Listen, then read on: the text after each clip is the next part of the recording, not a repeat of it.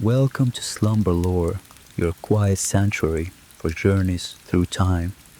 Before we travel to the farthest reaches of the earth tonight, if you find peace in these ancient stories, please take a soft moment to subscribe to our channel.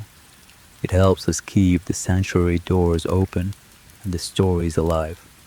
Tonight, we embark on a deep, peaceful journey to the monasteries at the edge of the world. We will travel to forgotten places where the roads disappear, ascending to quiet sanctuaries beyond the clouds, and finding stillness on islands of stone in the endless sea. From the deep silence of desert sands to the hidden borders of ancient empires, we will finally rest at the last monastery at the edge of the world. Find a comfortable position. Close your eyes. Let go of today's worries. Listen to the gentle, high-altitude winds echoing through ancient stone halls, and let this deep isolation guide you into a profound and restful sleep. Where the roads disappear. There are places in this world where roads seem to lose their confidence. They grow narrower, quieter, and less certain of where they are going.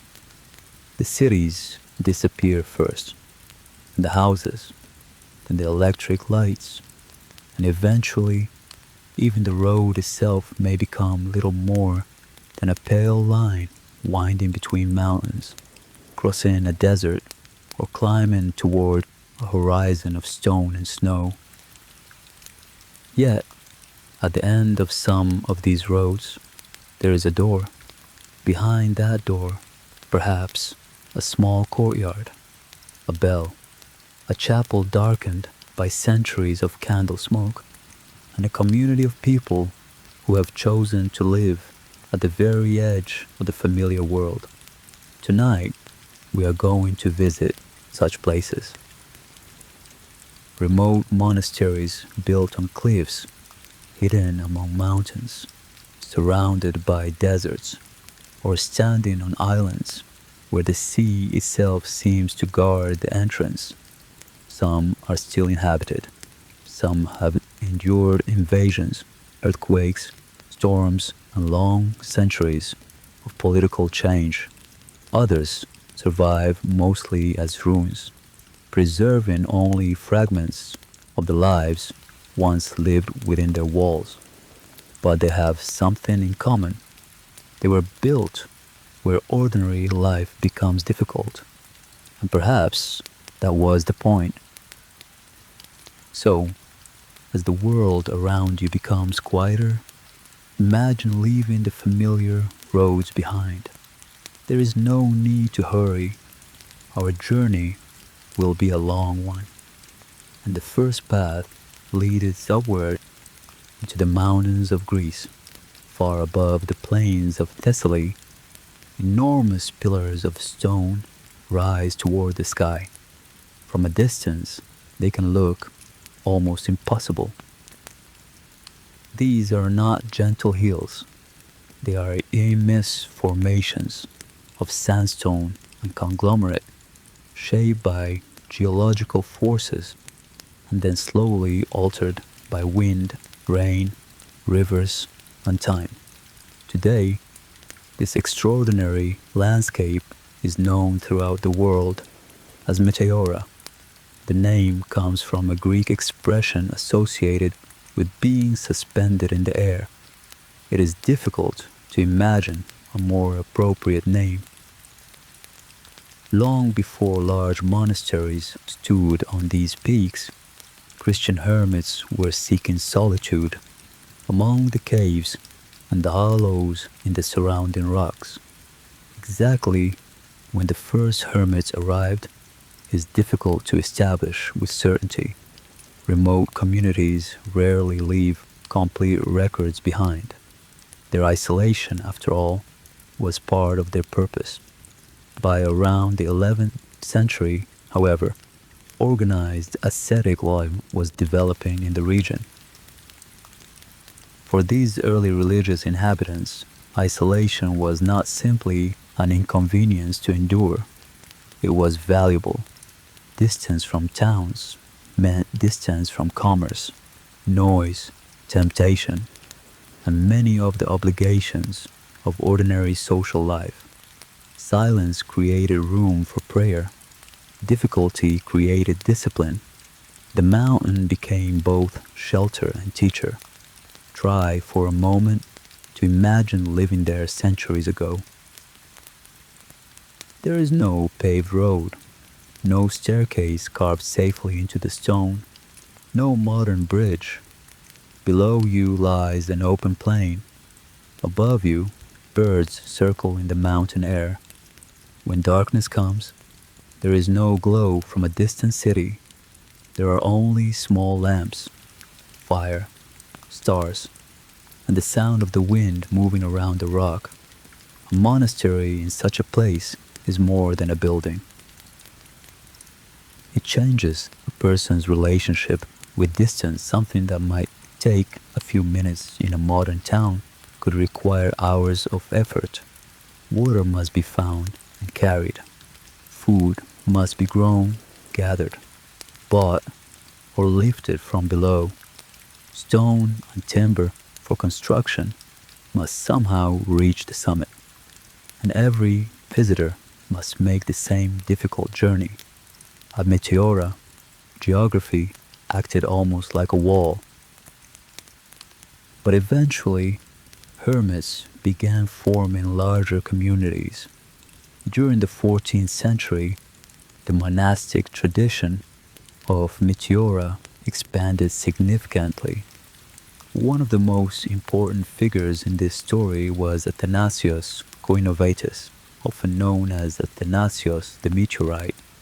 He established a monastic community on the largest of the rocks, known as the Great Meteoron. From there, the extraordinary settlement gradually developed.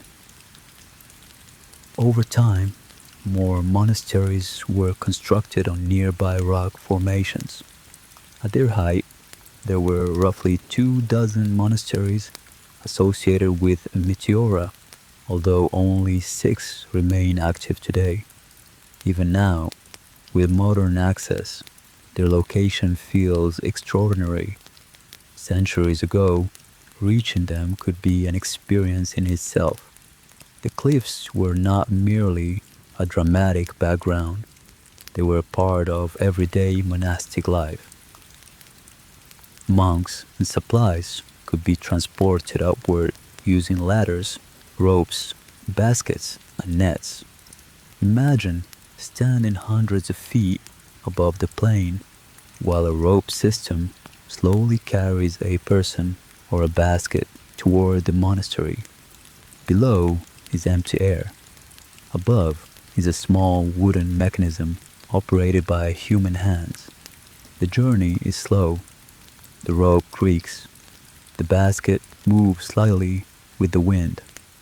And gradually, almost imperceptibly, the ground becomes more distant. Today, stairways and bridges make many of these sites considerably easier to reach. But the old methods reveal something important. These monasteries were not designed for convenience. Their difficulty was part of their identity.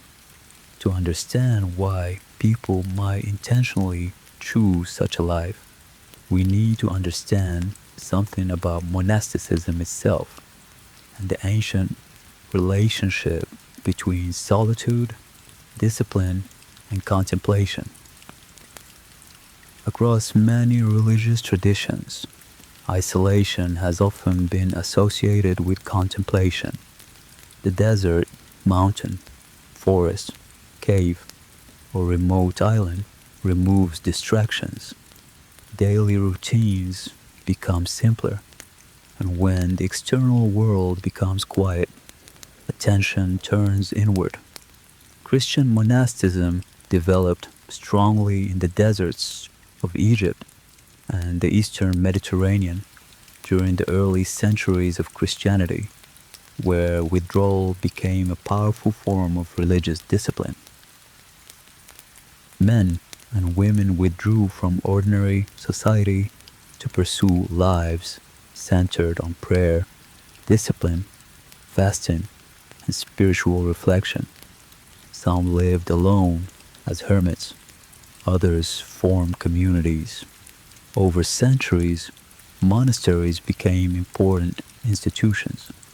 What began as withdrawal into silence gradually developed into networks of religious houses that could influence education, culture, agriculture, art, and the preservation of knowledge across generations. Monasteries could become centers of education.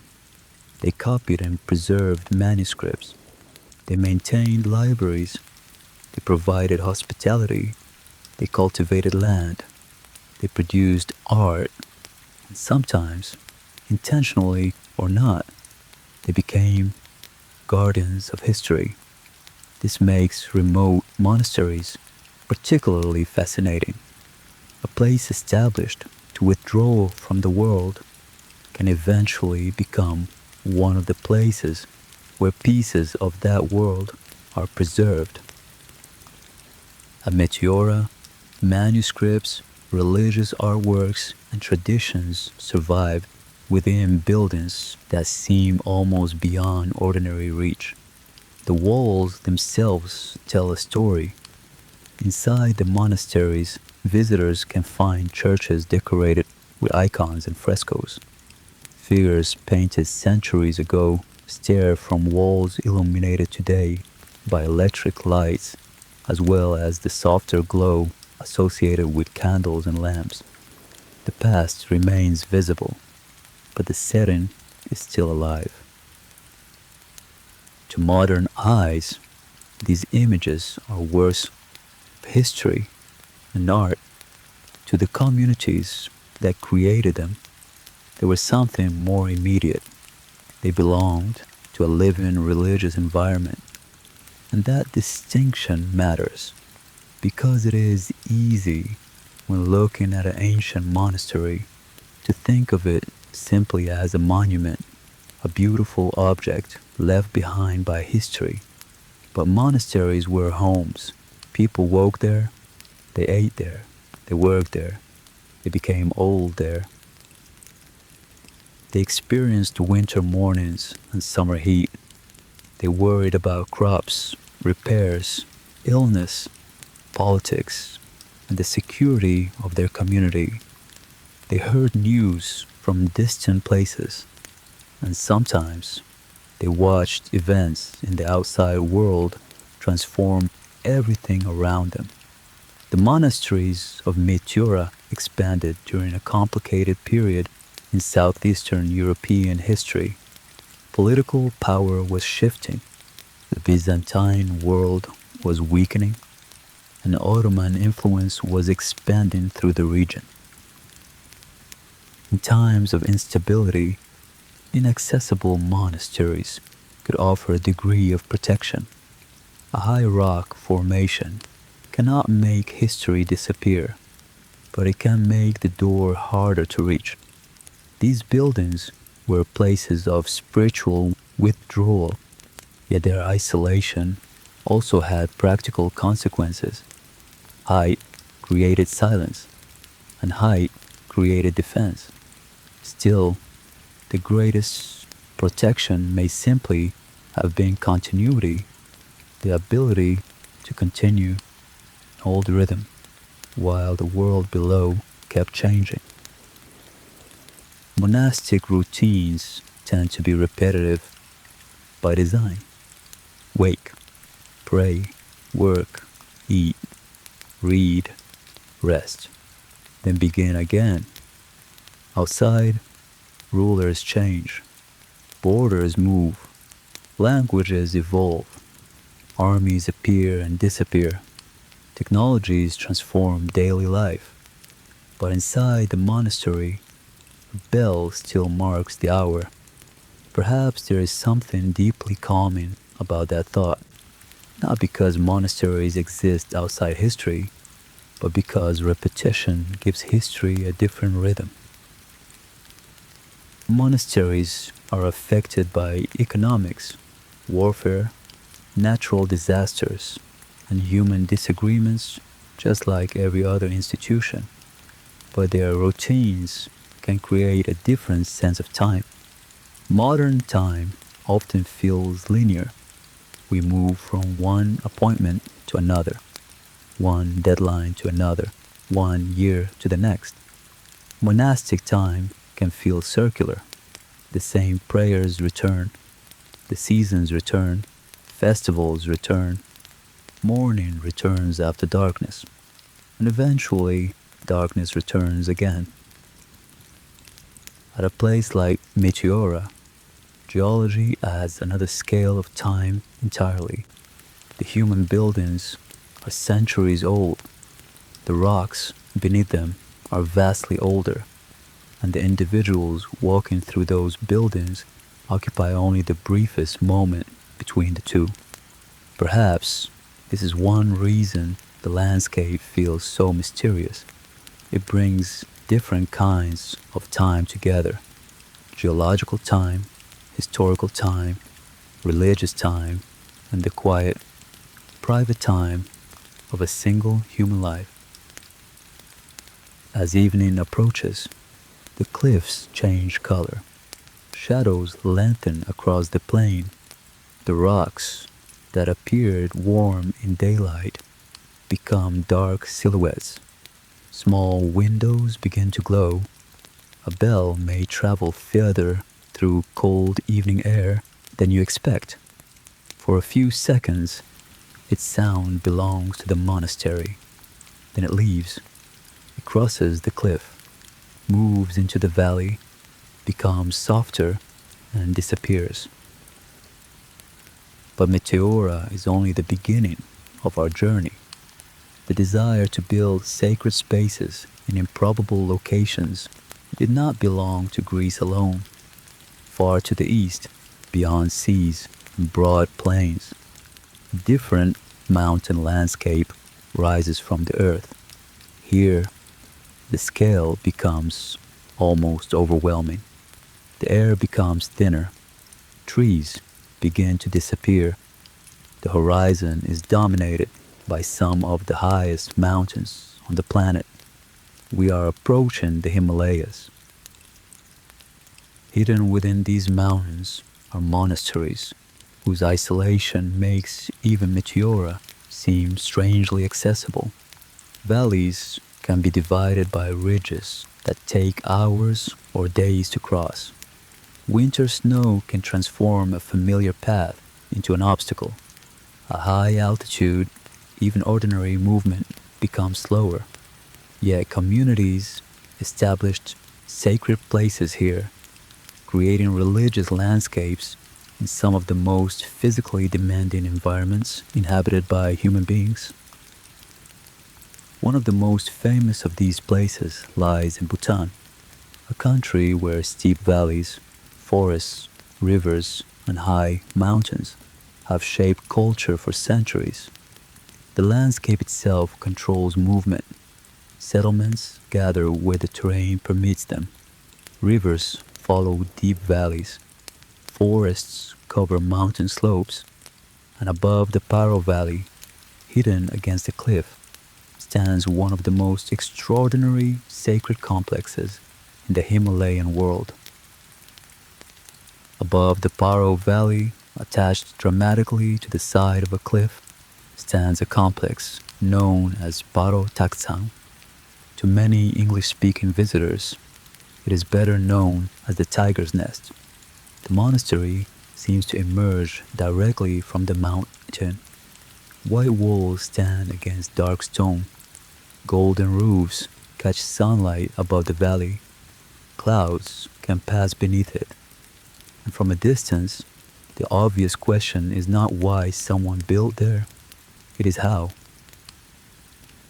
The site's religious history is associated with Guru Padmasambhava, a major figure in Himalayan Buddhism, traditionally connected with the spread of Buddhism in Tibet and the Himalayan region.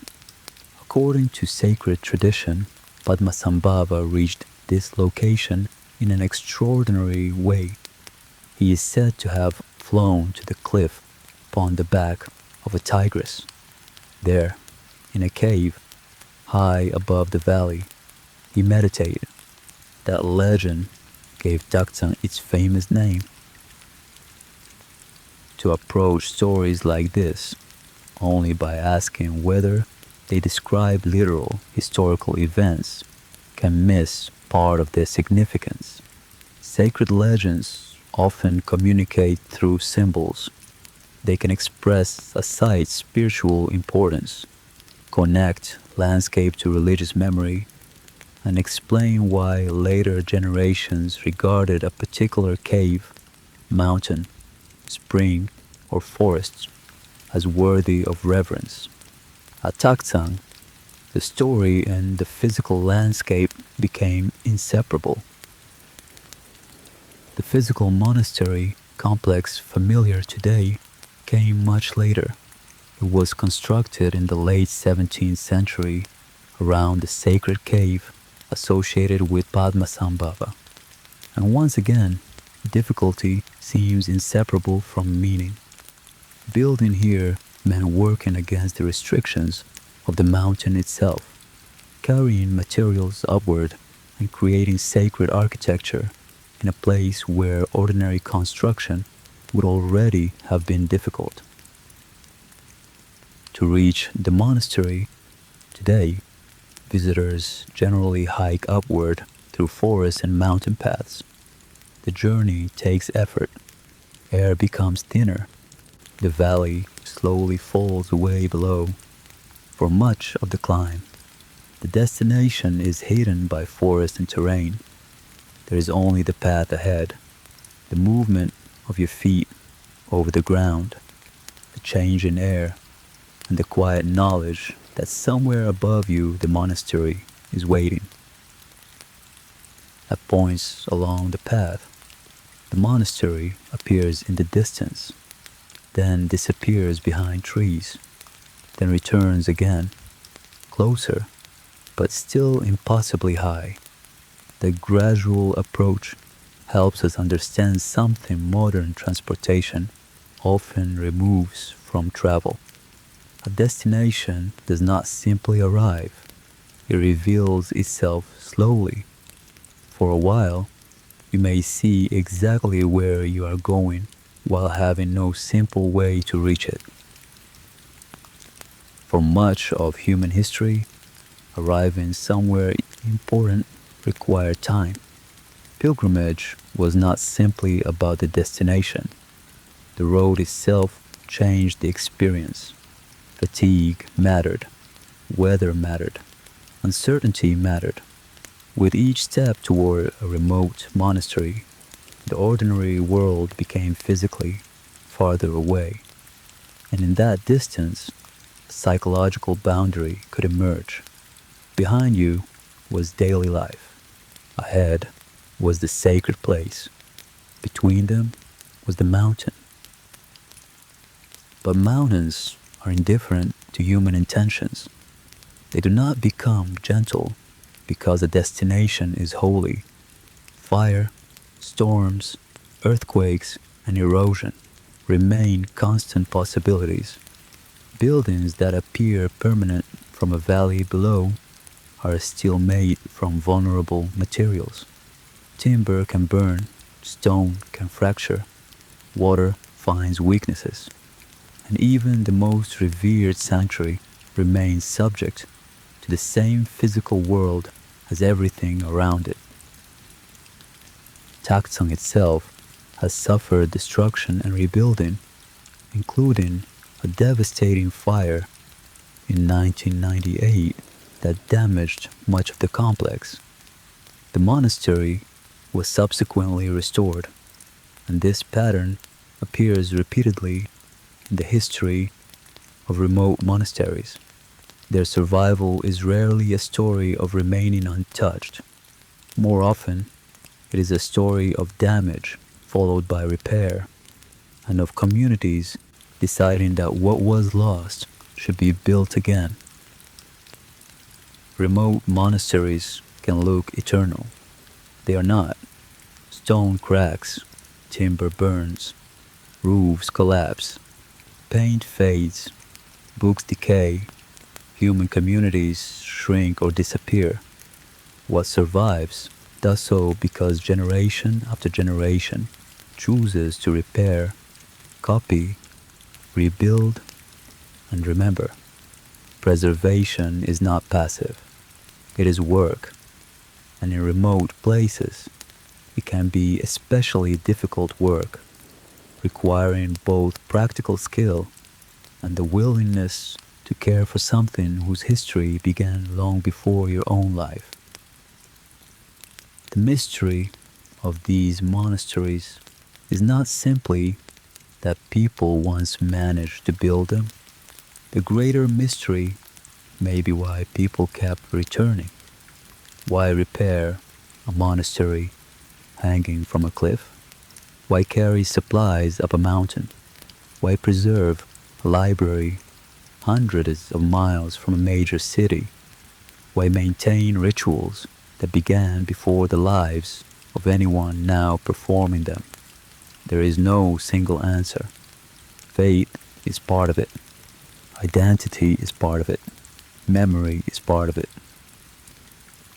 Perhaps human beings have always understood that some places acquire meaning precisely because they are difficult to reach.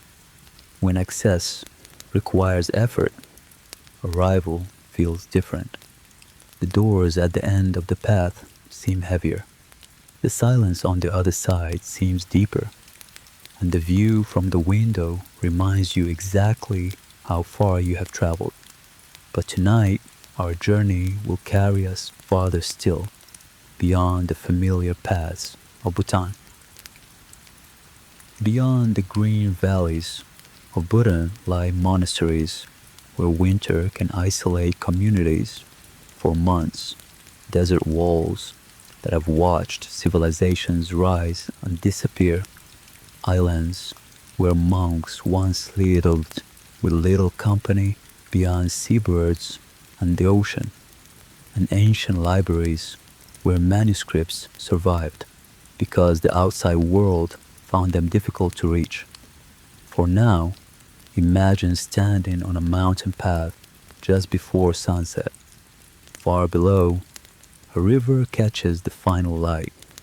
The air smells faintly of pine and cold stone. Prayer flags move in the wind. Somewhere above you is a monastery, although clouds have hidden it from sight.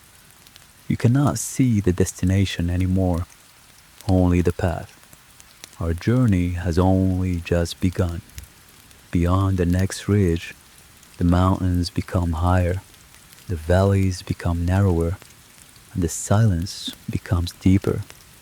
In part two, our path will lead farther into the Himalayas, toward the ancient Tibetan Buddhist monasteries, isolated valleys, and the remarkable sanctuary separated from the outside world for centuries.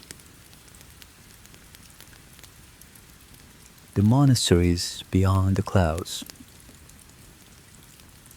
The higher we travel into the Himalayas, the more the landscape seems to empty itself.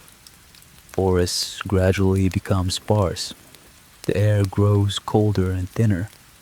Green valleys give way to enormous expanses of stone, and above them, snow-covered summits appear against a sky of startling blue. The familiar world of trees, towns, and crowded roads seems to fall farther behind with every mile. At this altitude, distance can be deceptive. A monastery visible across a valley may appear close enough to reach before evening. But between you and its walls, there may be a river, a deep ravine, or several hours of climbing along a narrow mountain trail. What the eye measures in a moment may take the body half a day to cross. There are places here where the landscape seems almost too large for human beings, and yet, scattered throughout these mountains, small communities have endured for centuries. Monasteries stand on cliffs. They rise from barren plateaus. They hide inside valleys sealed by winter snow. Some are brightly painted. Others seem to have borrowed their colors from the surrounding earth. Prayer flags stretch between rooftops and rocks, and when the wind moves through them, the mountains seem briefly filled with motion. Tonight, our journey continues through this high world, into regions shaped by Tibetan Buddhism, into monasteries where manuscripts, paintings, rituals, and stories have traveled across generations, and into a landscape where silence has never meant emptiness. It is tempting to imagine a remote monastery as a place completely separated from society, but historically, many Himalayan monasteries were not isolated in that simple sense. They could be connected to networks of pilgrimage, learning, trade, and political authority. Monks traveled between institutions. Teachers moved from valley to valley. Texts were copied and exchanged. Merchants brought news from distant regions. Pilgrims carried stories with them. A monastery could be geographically remote and culturally connected at the same time. This is important because isolation is rarely absolute. Even at the edge of the world, there are pathways, and some of those pathways are very old. For centuries, routes crossed the high terrain linking Tibet with regions of what are now India, Nepal, Bhutan, and beyond. They carry salt, wool, tea, grain, religious objects, manuscripts, and ideas.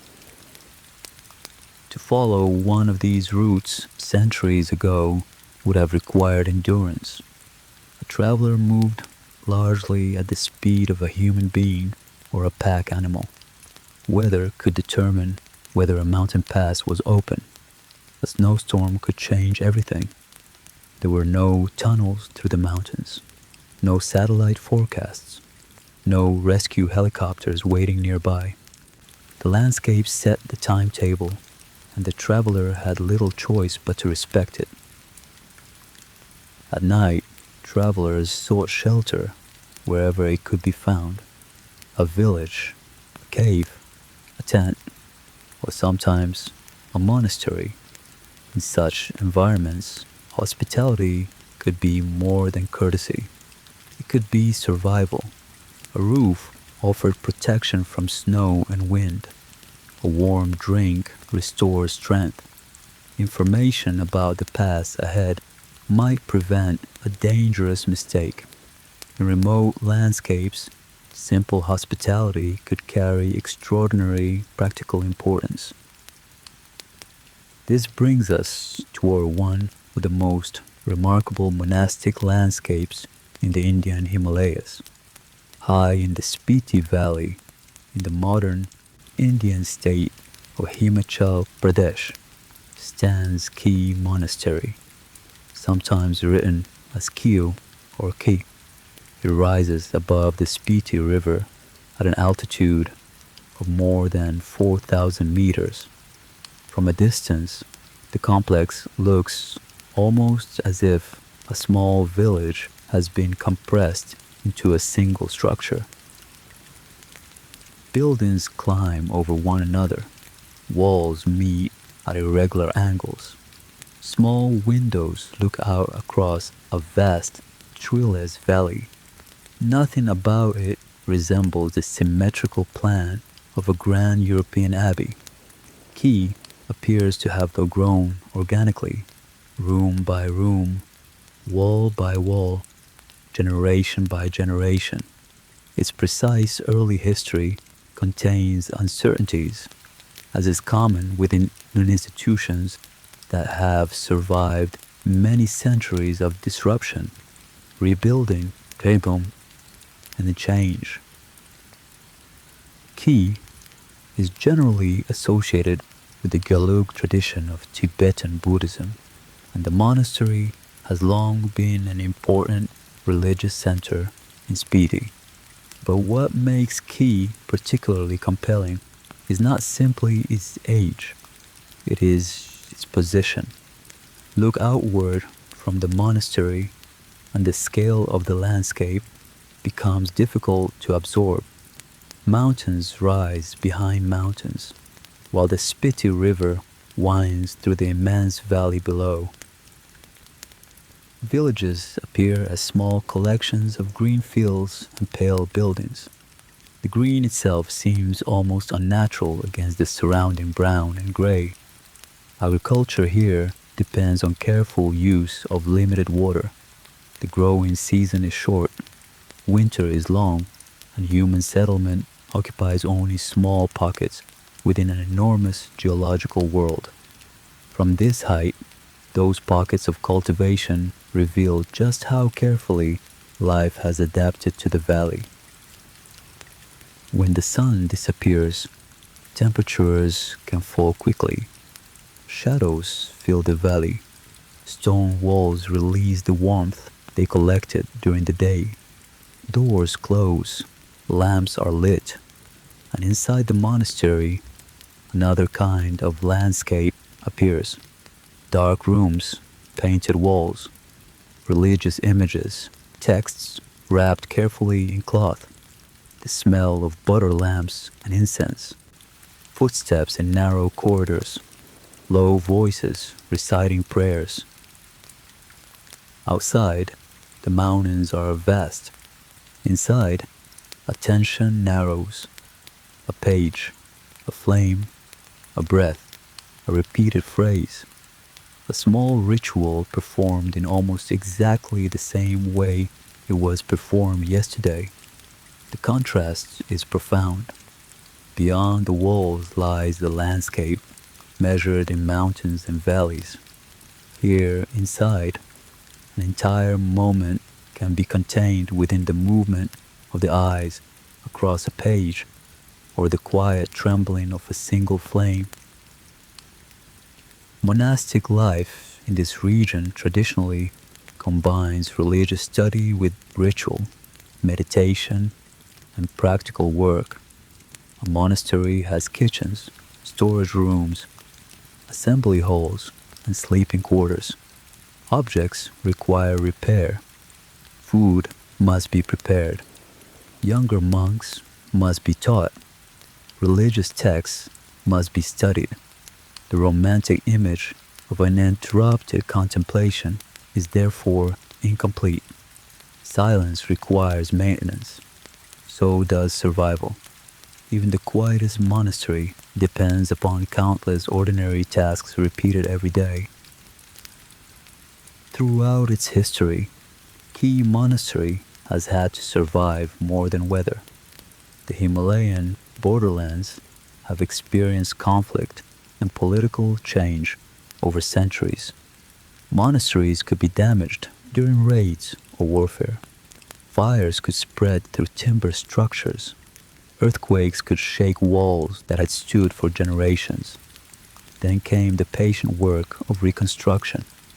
A damaged building becomes a repaired building, and a repaired building eventually becomes an old building again.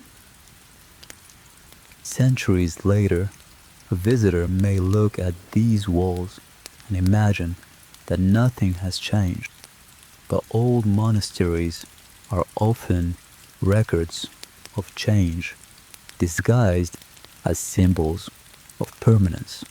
A wall may belong to one century, a painting to another.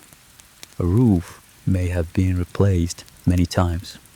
A manuscript may have survived while the room that originally contained it vanished long ago. History accumulates unevenly. layer resting quietly beside layer. These monasteries are not frozen moments from the past. They are collections of different pasts resting beside one another. And in the Himalayas, those layers of history can sometimes be extraordinarily fragile. Let us leave Key behind for a while and move northwest. The roads curve through high valleys. Some follow rivers, others climb onto exposed passes where the wind has nothing to stop it. Eventually, we enter Ladakh. Today, Ladakh is a union territory of India, lying between enormous mountain systems and shaped historically by cultural connections across the Tibetan Plateau, Kashmir, Central Asia, and the Indian subcontinent. Its landscape is often called a cold desert. Rainfall is limited. Many mountains appear bare. Yet wherever glacial meltwater reaches the valleys, life gathers around it. Poplar trees rise beside villages, and fields of barley grow in narrow green strips. Above many Ladakhi settlements stands a monastery or gompa. Their thick walls, elevated positions, and narrow approaches reflect a history in which religion, trade, politics, and defense could intersect. One of Ladakh's most visually striking monasteries is Lamayuru. It stands above pale, dramatically eroded terrain, often described today as a moonland. Under the evening light, yellow becomes gold, gray becomes blue, and the monastery watches quietly from above. Lamayuru is among the oldest and most significant monasteries in Ladakh, and its history is surrounded by layers of tradition. As with many ancient sacred places, legend and documented history overlap. One tradition tells that the area was once covered by a lake. The story describes the lake being drained, allowing the sacred site to emerge. Whether understood literally, symbolically, or as a distant memory shaped into religious narrative, the story gives the landscape a second identity. You are no longer simply looking at dry mountains. You are imagining water where there is now stone. This is one of the quiet powers of ancient stories. They place invisible landscapes over visible ones. A valley becomes a former lake. A cave becomes the site of meditation. A mountain becomes the home of a deity or protector. A footprint in stone becomes evidence of a sacred visitor. For someone who knows the tradition, landscape becomes memory.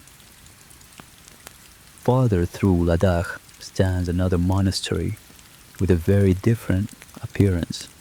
Dixie Monastery rises in tiers above the Indus Valley. Its white buildings climb a hillside, crowned by larger structures painted in deeper reds and ochres. The arrangement is often compared with the Potala Palace in Lhasa, although Dixie exists on a much smaller scale. From the valley below, the monastery seems to rise almost like a settlement built upward toward the sky. Inside Dixie is a famous multi-story statue of Maitreya, the Buddha associated in Buddhist tradition with a future age. Its expression is calm. The eyes appear slightly lowered, and visitors standing in below must look upward. Scale matters in sacred architecture. A large statue alters the relationship between viewer and image. You become physically smaller. The room becomes more than a room. Your neck tilts. Your gaze rises. For a moment, the body itself participates in reverence. Perhaps the most atmospheric time to imagine Tixi is not during the busy part of the day. Imagine instead the hour before sunrise. Outside, the Indus Valley is almost entirely dark. The mountains are shapes rather than objects. The cold has settled into the stone. Somewhere inside the monastery, a monk wakes. Then another. A lamp appears. A doorway opens. Quiet footsteps begin moving along a corridor. Before the sun reaches the valley floor, morning prayers begin. Deep horns and other ritual instruments may sound during ceremonies. Voices gather. Individual recitation merge into a low, rhythmic field of sound. And outside, almost unnoticed, the first sunlight reaches the highest mountain ridges. The peaks brighten first, then the light begins moving downward, roof by roof, wall by wall, until finally the valley emerges from darkness. People living here have watched this happen for generations. The sun is the same, the mountains appear almost unchanged, but every generation watching them is different. This tension between permanence and impermanence lies close to the heart of many Buddhist teachings. Everything condition changes. Bodies change. Buildings change. Political worlds change. Even mountains, given enough time, erode. The permanence we perceive is often a question of scale, and neither monastery nor mountain escapes time. In ruins and living religious sites across the Himalayan world, change becomes visible. There are abandoned meditation caves where soot still marks ceilings above places lamps once burned. Walls survive where roofs are gone. Fragments of paintings remain after surrounding plaster has disappeared. Sometimes only a foundation reveals that a structure ever existed, yet traces of religious life can endure in surprising ways, protected by dryness, darkness, enclosure, or simply by being forgotten. For one of the most extraordinary examples, we must leave Ladakh and travel southeast again, toward a kingdom hidden behind Himalayan ridges, a place called Mustang. Today, the former kingdom of Lo, often known as Upper Mustang, lies within Nepal. Culturally and historically, the region developed strong connections with the Tibetan world. For centuries, its geography helped preserve a distinctive culture within a severe landscape of high desert, cliffs, valleys, villages, and mountains. Upper Mustang remained restricted to most foreign travelers until the late 20th century, and access remains regulated. Yet no living culture is a museum. Roads, phones, migration, and tourism continue to change the region. Beyond the historic walled town of Lo Mantang, cliffs contain thousands of openings. From below, they resemble dark windows cut directly into stone. Some stand far above the valley floor, beyond anything that could be called easy access. These are the famous cave complexes of Mustang. The origins and purposes of Mustang's caves span many centuries. Some were used for burials. Others became living spaces. Some were later used for religious purposes. Archaeological research has revealed human remains, artifacts, paintings, and manuscripts from different periods of occupation. Imagine entering one. The bright Himalayan sky disappears behind you. The temperature falls, sound changes, your footsteps become louder. A beam from the entrance reveals uneven walls. Beyond it waits darkness. Inside caves like these, objects survived for centuries. The dry environment helped preserve materials that might have decayed rapidly elsewhere. Textiles, wood, paper, human remains, fragments of lives separated from us by hundreds or even thousands of years.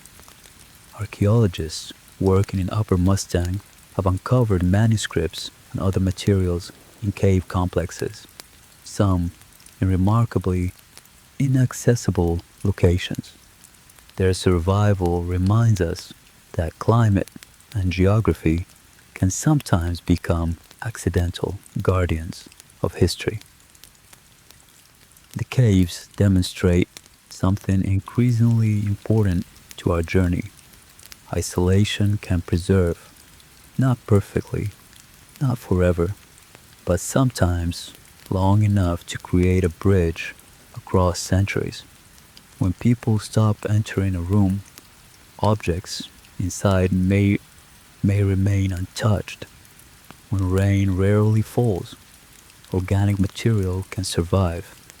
And when a political center moves elsewhere, an old site may escape later rebuilding.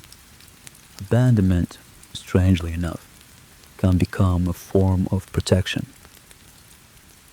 But preservation comes with a price. What survives physically may lose its explanation. A bowl remains, but we do not know who held it. A line of writing survives, but part of the page is missing. A painted figure watches from a wall, but the people who painted it left no record of their names. Archaeology often begins where memory ends. Here, we encounter the uncertain border between what is known, what is remembered, what is believed, and what has been lost. There is another Himalayan monastery that seems almost designed to exist on that border. To reach it, we travel toward Nepal's Dolpo region. Dolpo lies in the rain shadow of the Himalayas, an area of high valleys, ancient trade roads, and settlements separated by formidable terrain. For much of its history, travel here meant walking for days, sometimes weeks. Heavy snow could isolate communities not only from distant countries, but even from neighboring valleys. Within this environment stands Shea Gompa, near the sacred Crystal Mountain. The monastery is not enormous. Its power comes from its surroundings. Here, architecture does not dominate nature. Nature overwhelms architecture. A few human walls stand beneath immense mountains, and the monastery seems temporary beside them. Perhaps that is exactly what makes it beautiful.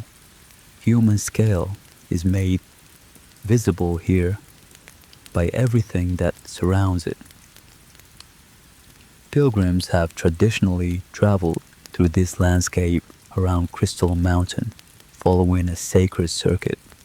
Walking around a mountain may sound simple from a distance. At high altitude, it is anything but simple. Every ascent demands more from the lungs. Weather can change rapidly. The ground may be uneven. The body becomes impossible to ignore. Each step becomes deliberate. One foot, then the other. Again, again, again. Pilgrimage turns repetition into distance, and distance into meaning. A remote monastery usually requires intention. For centuries, reaching one might leave a traveler cold, hungry, or exhausted, and the destination was never guaranteed.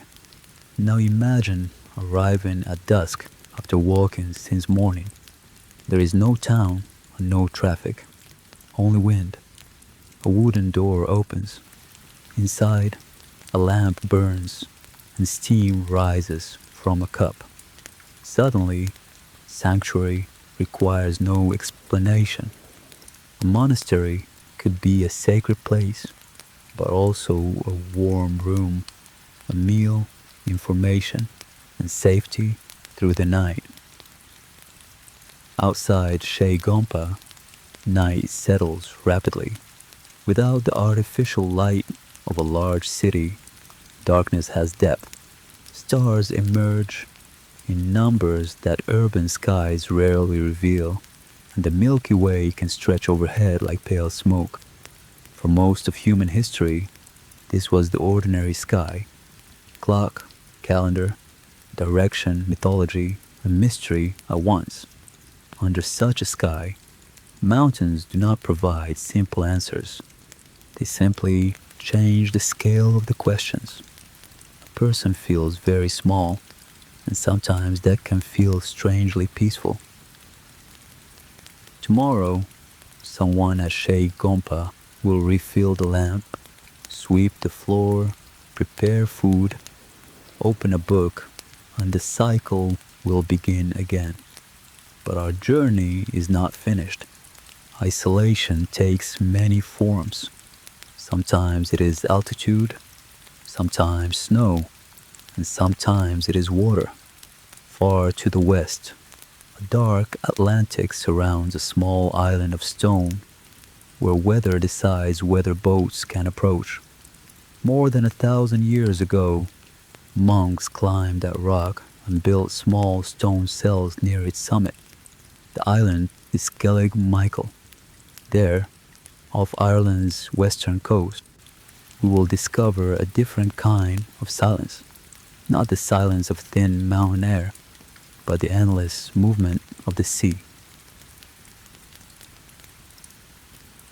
Islands of stone in the endless sea. There is a particular kind of isolation that only an island can create. A mountain can be crossed, a desert can be walked, a forest can be entered, and eventually left behind. But an island places a visible boundary around the human world. That boundary is water, and unlike a road or a path, water has its own rhythm, one that cannot simply be negotiated away. Water does not care about schedules. It rises, it falls, it changes with the wind. It hides rocks beneath its surface. It transforms from calm blue glass into moving walls of gray. For the monks who chose remote islands as places of prayer, the sea was more than scenery. It was distance made physical. And tonight, we cross that distance, leaving the high valleys of the Himalayas behind and traveling west toward the Atlantic. Off the southwestern coast of Ireland, beyond the green hills of County Kerry, two steep islands rise from the ocean. From the mainland, on a clear day, they can appear as dark shapes near the horizon. One is Little Skellig, the other is larger and higher, a jagged pyramid of rock rising dramatically from the sea. This is Skellig Michael, in Irish, Sheilg Michil. Today, many people recognize Skellig Michael's extraordinary silhouette from photographs and films. But long before modern cameras reached its shores, a small community of monks climbed toward its summit. There, surrounded by open ocean, they created one of the most remarkable early medieval monastic settlements in Europe. To understand what living there might have meant, however, we must begin not at the summit, but on the water. There is no bridge to Skellig Michael. There never has been. Imagine the Irish coast gradually disappearing behind you as a small boat moves farther into the Atlantic. The water rises and falls beneath the hull. Salt spray crosses the air. Gulls follow for a while and then turn away. Ahead, the island becomes larger and stranger until its cliffs seem to rise almost directly from the sea. From certain approaches, it is difficult to imagine where a boat could safely land. Even today, conditions determine whether visitors can reach Skellig Michael. The sea decides, wind decides, visibility decides. Modern engines and weather forecasting have made the crossing more predictable than it once was, but they have not made the Atlantic obedient. The island still reminds every visitor that access is conditional. Centuries ago, reaching the island depended on small boats and accumulated knowledge of local waters. The monks who live here chose a home whose entrance could effectively disappear whenever the sea became dangerous. A change in wind or waves could postpone a crossing. Supplies might have to wait. Visitors might not arrive. Once ashore, however, the ocean was only the first obstacle. Another journey immediately began. This one led upward. Ancient stone stairways climbed the steep slopes. Step after step, the ocean falls away beneath you. In places, the exposure is dramatic. Wind moves freely across the rock. The cries of seabirds rise from the cliffs below. The higher you climb, the more distant the water becomes, until eventually, high above the Atlantic, walls begin to appear against the stone. You have reached the monastic settlement. The settlement is smaller than many first-time visitors expect.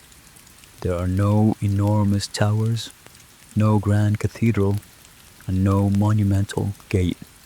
Instead, there are dry stone walls and small structures shaped almost like overturned boats. These are often called beehive huts.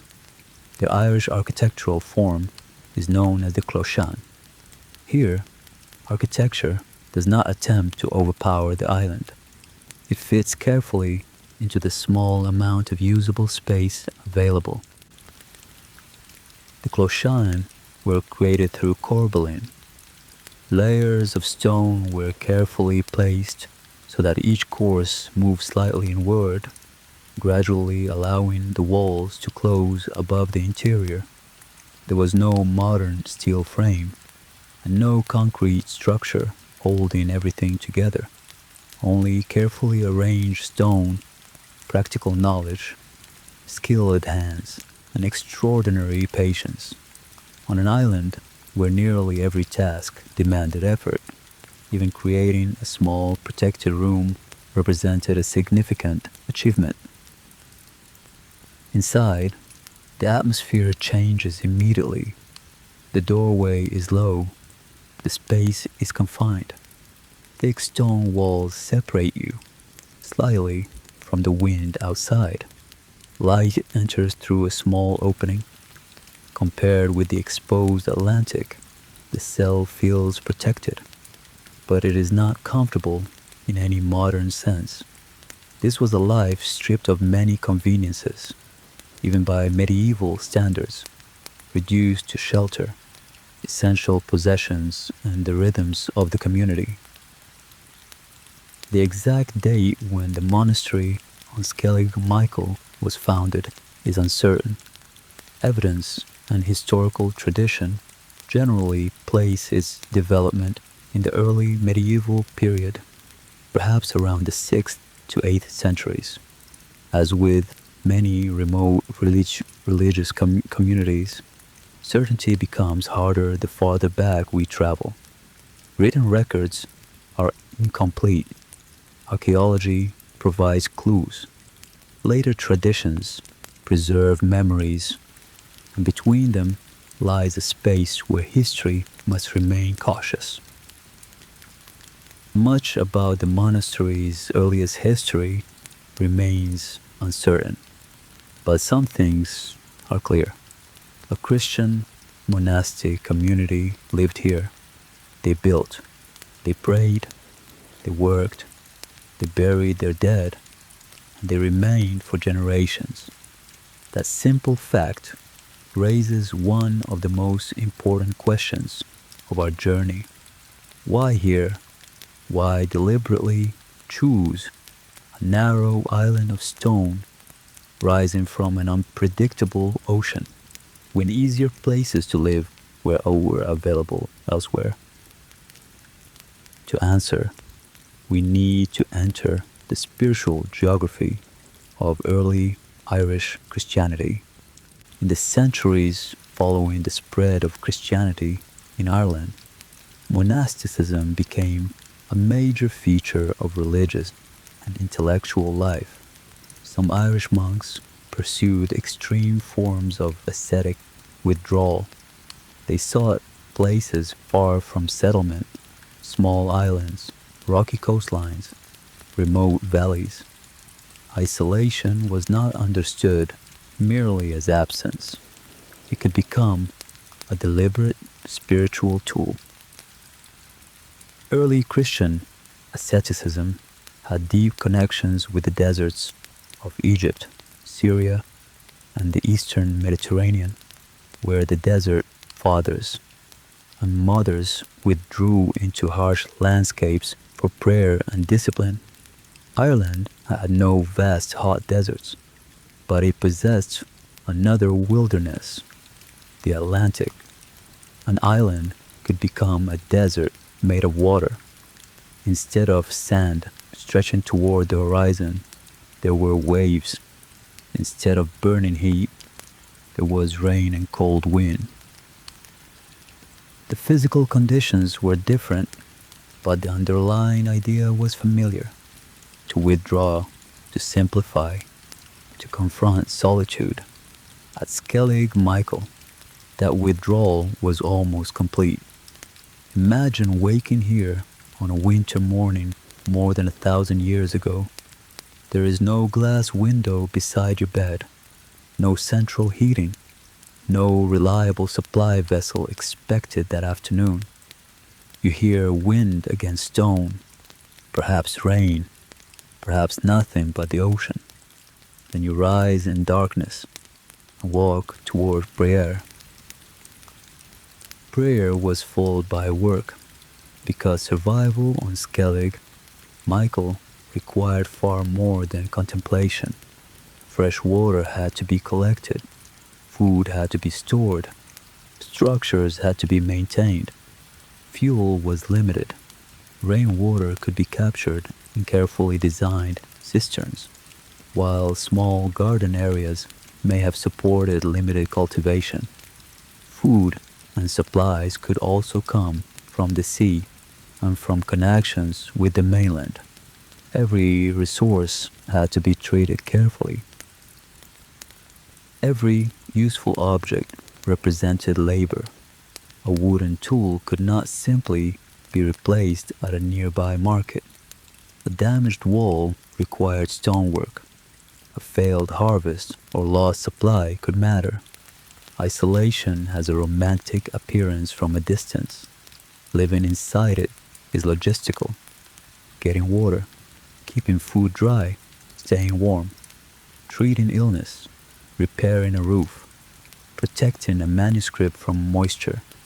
These ordinary concerns determined whether the larger ambitions of monastic life could continue. The monks continued here for centuries. They left behind stone crosses, oratories, cells, terraces, and graves. Their buildings were carefully positioned within the limited landscape, partly protected by stone walls. From inside the settlement, there are moments when the Atlantic seems to occupy almost the entire world. Look west, water. Look south, water. Beyond the cliffs, still more water. Psychologically, the island becomes a small universe of its own. The ocean has a sound that never fully disappears. Even when calm, waves continue moving against rock. But when storms arrive, that sound changes completely. The first sign may be the sky. Cloud thickens toward the horizon. Wind strengthens. Seabirds alter their flight. The color drains from the sea. Then rain begins moving almost horizontally, while waves strike the lower cliffs and white water rises against the dark stone. Inside a stone cell, a monk waits. There is nowhere else to go. On land, bad conditions might encourage a traveler to leave. On an island, during a storm, leaving may be the most dangerous option. You stay. The walls become your world. Hours pass, perhaps days, while wind and rain continue outside. Isolation is no longer measured only by miles of water, but by the simple fact that departure is temporarily impossible. Eventually, the storm moves onward. Morning returns. The sea remains rough, but the sky begins to open. Sunlight strikes wet stone. Water drips from the walls. Birds return to the air. And another ordinary day begins. There may be repairs to make, water to collect, food to prepare, and prayers to resume. The dramatic weather passes, but the quieter demands of daily life remain, exactly as they did before the storm arrived. It is easy to project modern ideas onto such a life. We might call it peaceful, terrifying, or heroic, but those words tell us as much about ourselves as they do about the monks. For someone shaped by a religious worldview that valued ascetic discipline and withdrawal, hardship could carry a different meaning. The cold was still cold. Hunger was still hunger. Danger remained danger. Yet difficulty might become discipline, repetition, devotion, and isolation, a form of attention. Skellig Michael was dedicated to the Archangel Michael. The association of Michael with elevated sacred places appears elsewhere in European Christianity as well, where mountains and dramatic heights became locations for sanctuaries connected with the Archangel. Perhaps the island is especially fitting. It is both mountain and island, a stone peak surrounded by ocean, physically separated from ordinary settlement, rising toward the open sky. But Skellig Michael was not beyond the reach of human violence. During the Viking Age, communities along Irish and British coastlines faced raids by Scandinavian seafarers. Monasteries could be attractive targets because they might contain portable wealth, religious metalwork, stored food, and communities not primarily organized as soldiers. Medieval records connect Skellig Michael with Viking attacks. The ocean that created its isolation could also carry danger directly toward it. This is one of the paradoxes of the sea. Water separates and water connects. A remote island may be difficult to reach from the neighboring coast, but for a skilled seafaring culture, the coast itself becomes a road. The same Atlantic that gave the monks distance from ordinary society also linked their island to a much larger maritime world. Isolation worked only until someone learned how to cross the water. Over time, the community on Skellig, Michael declined, and the monks appear eventually to have relocated to the mainland. Change in forms of religious life and the extreme difficulty of permanent habitation likely contributed. The monastery ceased to function as a regular home, but the place did not vanish. Pilgrimage and memory continued, stone endured, and because later development on the island remained limited, much of its early monastic character stayed remarkably visible. Today, Skellig, Michael, is a UNESCO World Heritage Site. Visitors who successfully reach it walk where monks walked many centuries earlier. They climb old steps, enter small stone cells, and look over the same Atlantic. Yet the modern experience is carefully controlled. Weather restrictions, visitor limits, safety rules, and conservation concerns remain important because ancient sites are vulnerable precisely because they have survived. Every footstep adds a tiny amount of wear. Preserving an isolated monastery creates a strange dilemma. To protect it, we want people to understand why it matters. But the more people who arrive, the more difficult protection becomes. Remote places often survived partly because they were remote. Modern boats, roads, airports, photography, and global tourism reduced that protection.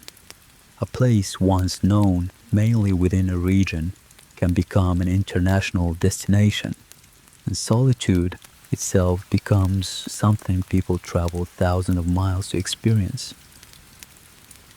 But Skellig, Michael, is not the only island shaped by monastic history.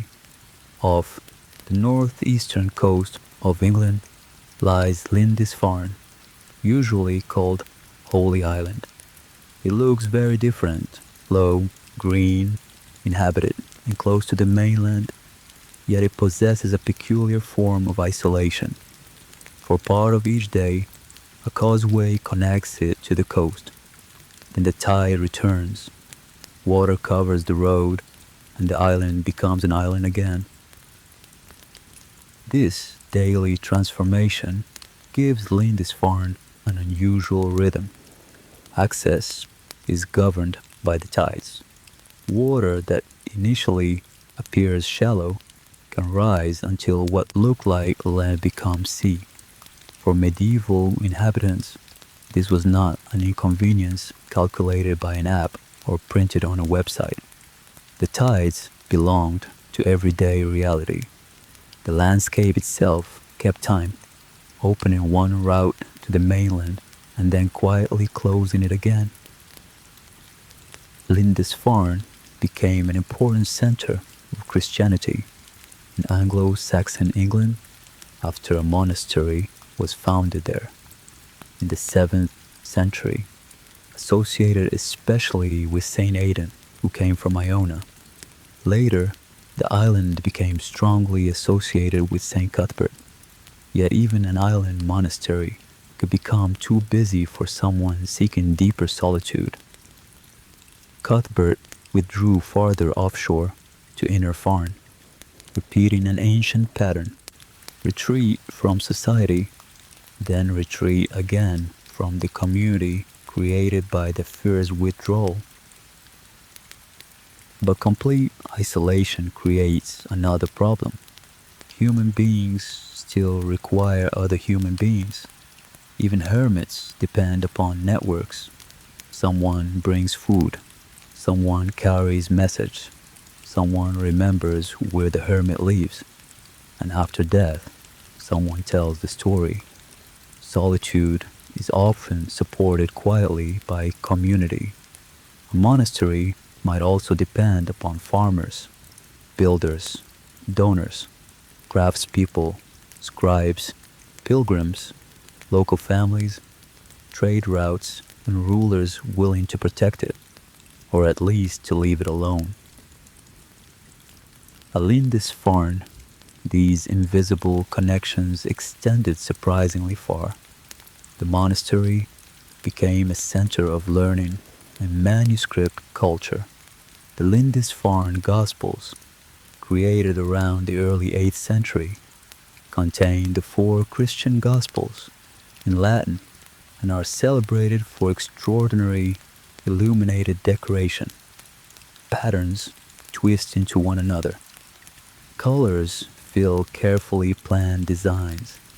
Celtic, Germanic, Mediterranean, and Christian artistic traditions meet within pages produced patiently by hand.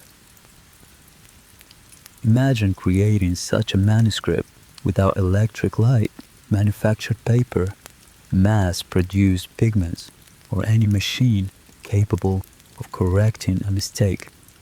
The parchment itself had to be prepared. Ink had to be produced. Pigments required ingredients and skill. A mistake could represent hours of lost labor.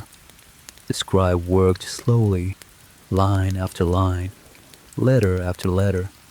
A book was created one object at a time, and a library represented an extraordinary accumulation of human attention.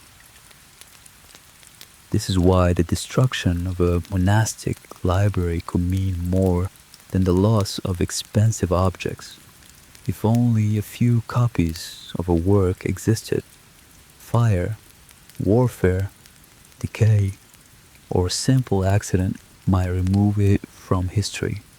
We cannot know how much writing disappeared this way.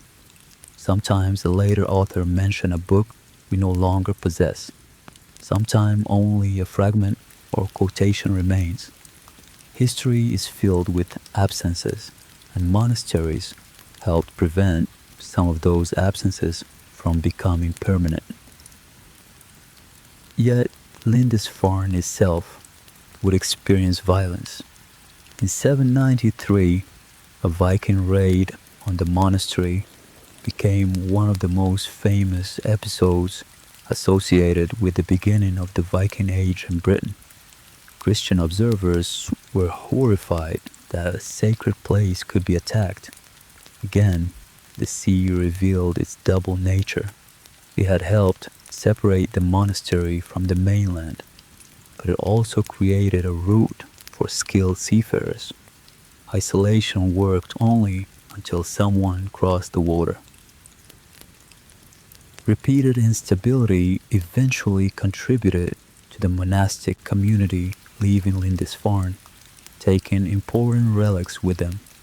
The body and cult of St. Cuthbert ultimately became associated with Durham. The community moved, and memory moved with it. Sometimes the sacred place stays while the people leave. Sometimes people carry sacred identity somewhere new. Monastic history is therefore not only about buildings. It is about texts carried in boxes, relics carried along roads, and traditions crossing borders. From Lindisfarne, we move north and west toward Iona, a small island whose influence became far greater than its size. According to traditional chronology, the Irish monk Columba arrived with companions in 563 and established a monastery. From Iona, missionaries traveled, communities were founded, texts were studied, and connections with rulers developed. Here, the edge became a center. On a political map, Iona might seem peripheral, but on another kind of map, religious, intellectual, or pilgrimage, it could stand near the middle. Iona, too, endured Viking attacks, and communities and treasures were eventually dispersed. The Book of Kells is closely associated with the Columban tradition, and its production may have involved Iona before its later connection with Kells, though details remain debated. A manuscript could cross water when stone buildings could not. Now imagine evening over Iona, a bell crossing dark fields toward the sea, while the tide comes in and moves out again. Along the Atlantic edge, life followed prayer, daylight, seasons, weather, and water. To understand these islands, we must imagine a world without forecasts, motors, emergency phones, or artificial light on the horizon. Yet an even older monastic wilderness waits beyond the sea. Long before Irish monks built cells above the Atlantic, Christian ascetics entered the deserts of Egypt and the Middle East. There, water did not surround the monastery. It almost disappeared entirely. Our next journey leads towards Egypt, Sinai, stone, sand, stars, and a road disappearing into the heat. The monasteries of sand and Syrian coins. The desert does not need walls to create distance. It does not need an ocean or a high mountain pass buried beneath snow. It simply removes what human beings depend upon. Water becomes rare, shade becomes valuable, vegetation retreats, settlements grow farther apart, and suddenly, a journey that appears simple when drawn on a map becomes something far more serious, a question of endurance, preparation, and sometimes survival. During the day, the horizon can tremble beneath heat. At night, the temperature falls and an enormous sky appears overhead. Sounds travel differently in this open landscape. Footsteps on gravel, wind passing over stone, the distant movement of an animal, and then silence again. For some of the earliest Christian monks, this silence was not something to escape. It was something they deliberately went searching for. Long before monasteries stood above the Atlantic, and centuries before communities flourished in the high Himalayas, men and women were withdrawing into the deserts of Egypt. Some went alone, some gathered around spiritual teachers, some eventually formed communities. Their experiments in solitude, prayer, discipline, and communal living would help shape Christian monasticism for centuries to come, influencing religious communities far beyond the deserts where these experiments began. Tonight, our journey moves south and east, away from green islands and cold ocean spray, toward Egypt and Sinai. Imagine approaching the Egyptian desert in the 4th century. Behind you lies the Nile Valley, water, agriculture, villages, boats, markets, and the sound of people working beside one of the world's great rivers. Ahead lies a different country. The cultivated land narrows, green fades, the earth becomes pale. After a while, almost everything familiar disappears. The desert may seem empty, but it was never truly empty. Pastoral communities, travelers, traders, soldiers, quarry workers, and others understood and moved to these landscapes long before Christian ascetics arrived.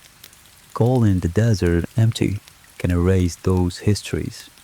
Yet, to someone coming from the crowded settlements of the Nile, moving deeper into this landscape could still feel like leaving ordinary society behind. And some ascetics wanted exactly that. One of the most influential figures associated with this movement was Antony the Great. Born in Egypt in the 3rd century, Antony became famous for renouncing property and pursuing an increasingly isolated ascetic life.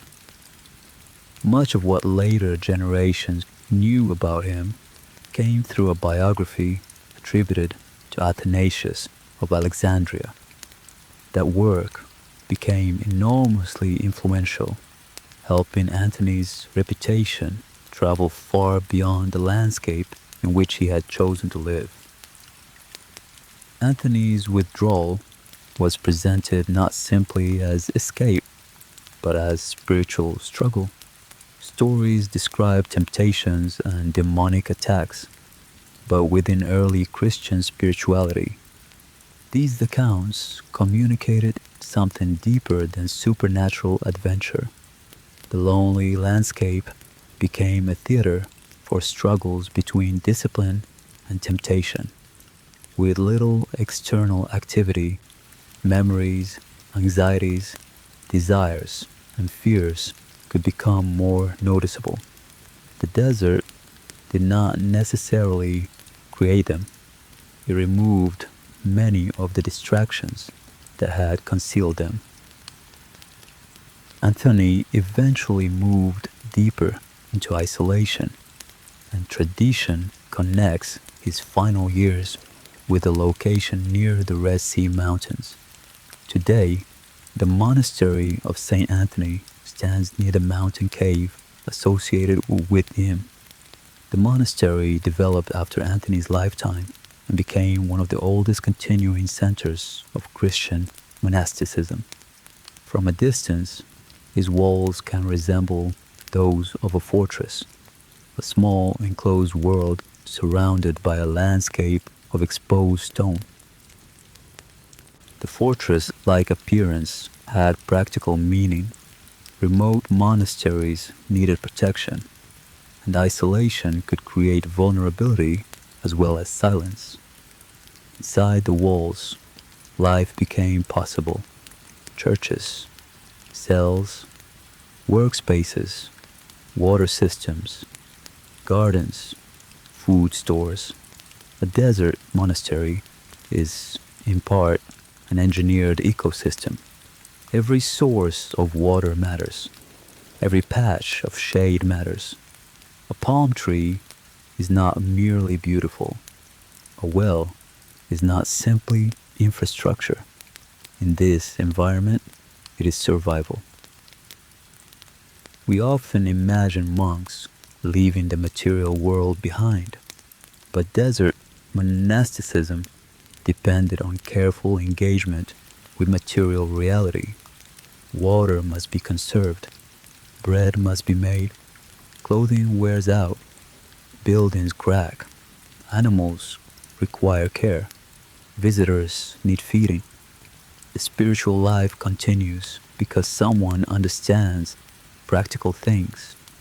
The more remote a monastery becomes, the more important ordinary work can become. Silence must be supplied. Solitude must be maintained. The body must survive before it can remain in contemplation. At dawn in the Egyptian desert, the cold darkness begins to soften. The eastern sky turns gray, then pale gold. Stone that seemed black only minutes earlier becomes red and brown. Light reaches the monastery walls. A door opens. Someone crosses a courtyard. There may be no sound except footsteps and birds, then perhaps a bell, or the low murmur of prayer. Beyond the walls, sunlight spreads rapidly across the desert. Soon, the desert will become hot, but for a brief interval, the air remains cool. This transitional hour has repeated itself countless times, morning after morning, century after century. Individual monks came and died. Teachers were remembered. Buildings were repaired. Dynasties rose. Languages changed. Empires disappeared. And still, Above the same desert mountains, the sun returned. Human history moved through the landscape while the daily rhythm of light seemed almost unchanged. Another great monastic region took shape in Egypt's desert landscape, Wadi el Natron, a depression between Cairo and Alexandria, historically associated with the monastic region of Scetis. In the 4th century, this became one of the great centers of Christian asceticism. The landscape contained natural deposits of natron, a mineral mixture valued in Egypt since ancient times. But over time, the region became internationally remembered for something else: its monks. At first, these ascetics did not necessarily live inside the organized monasteries we might imagine today. Some inhabited separate cells, spending much of the week alone before gathering with others for communal worship. The goal was solitude without complete disconnection. Too much community and solitude could disappear. Too much solitude and practical or emotional support could disappear with it. Early monastic communities experimented with different ways of balancing these two human needs. Some traditions emphasized the solitary hermit. Others developed communal monasteries with structured rules. Between those models existed many variations. The desert became something like a laboratory of human attention. How much sleep, how much food, how much speech, how much work, how much prayer, what possessions are necessary, what can be abandoned. These questions were religious in purpose, but they also examined the limits of habit, attention, endurance, and human dependence. The answers offered by early monks could be radical: few possessions, simple food, manual labor, repeated prayer, long periods of silence, and obedience to spiritual discipline. Their purpose was not wellness in the modern commercial sense, and it was not productivity, it was religious transformation. That distinction matters. Yet some of the human experiences involved remain recognizable across the centuries: boredom, concentration, loneliness, habit, fear, patience, and the challenge of continuing a practice when nothing seems to change. Stories of these early ascetics were collected and transmitted, including short sayings associated with the desert fathers and mothers. Many are strikingly concise. A visitor asks a question. An elder responds with only a few words. Sometimes the answer seems deliberately incomplete. The listener is expected to continue the work inwardly. Science itself becomes part of the teaching. Instead of filling every uncertainty with explanation, the tradition sometimes leaves an open space in which attention can remain. Consider how unusual this can feel from a world overflowing with information. Our devices offer another headline, another message, another video, another opinion. The desert tradition often moved in the opposite direction: remove, simplify, repeat, wait. Whether or not one shares the religious assumptions behind it, there is something historically fascinating about a culture that could treat restraint as a form of knowledge. Some people became remembered precisely because they had learned to say very little. Ancient Coptic monasteries still survive in Wadi el Natron, although their buildings have been destroyed, restored, expanded, and altered repeatedly across their long histories. When we call a monastery 1500 years old, we rarely mean that every wall has remained unchanged for 1500 years. An institution can be ancient, while much of its material fabric is younger. Continuity may reside in community, location, ritual, memory, or identity. The building is only one layer. To see how extraordinary monastic continuity can become, we now cross toward the Sinai Peninsula. The land narrows between gulfs of the Red Sea. Mountains rise from desert. Granite peaks catch the sunlight. Valleys twist between enormous walls of stone. And deep within this severe landscape stands one of the world's most celebrated monasteries, St. Catherine's, near the mountain traditionally associated in Christianity with Moses, the biblical encounter with God, and the receiving of the commandments. St. Catherine's lies near the foot of the mountain traditionally associated in Christianity with Mount Sinai, where biblical tradition places Moses' encounter with God and the receiving of the commandments. The setting is dramatic. High mountains surround a relatively narrow valley, while the monastery's substantial walls give the complex a defensive appearance. In a landscape this exposed, protection mattered. Isolation could create sacred distance, but it could also create vulnerability. The monastery was constructed in the 6th century during the reign of the Byzantine Emperor Justinian I, incorporating and protecting an earlier sacred site associated with the tradition of the burning bush. Its walls would witness political worlds change around them. Yet, the monastery's long survival is only part of what makes it extraordinary. Hidden within those walls is another form of continuity, one measured not only in stone, but in pages.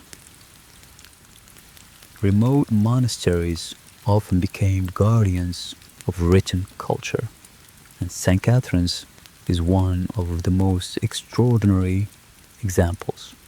Its historic manuscript collection is among the world's most significant.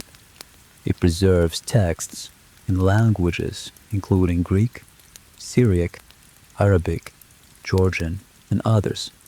Some are biblical, others are liturgical, theological, historical, or practical.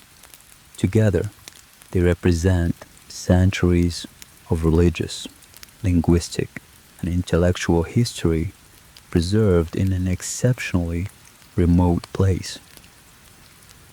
Every manuscript that survives has passed through a chain of risks: fire, moisture, insects, war, theft, neglect, political upheaval, even simple human accident. A candle overturned, a roof leaking, a careless hand. Any one of these could end the story of a book. Yet thousands of manuscripts survived at St. Catherine's. Their endurance was not inevitable. It depended on environment, circumstance, and generations of people continuing to care for them.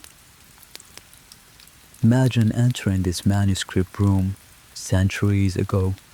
There is no modern climate control. Some volumes are already hundreds of years old. A monk removed one carefully. The binding creaks.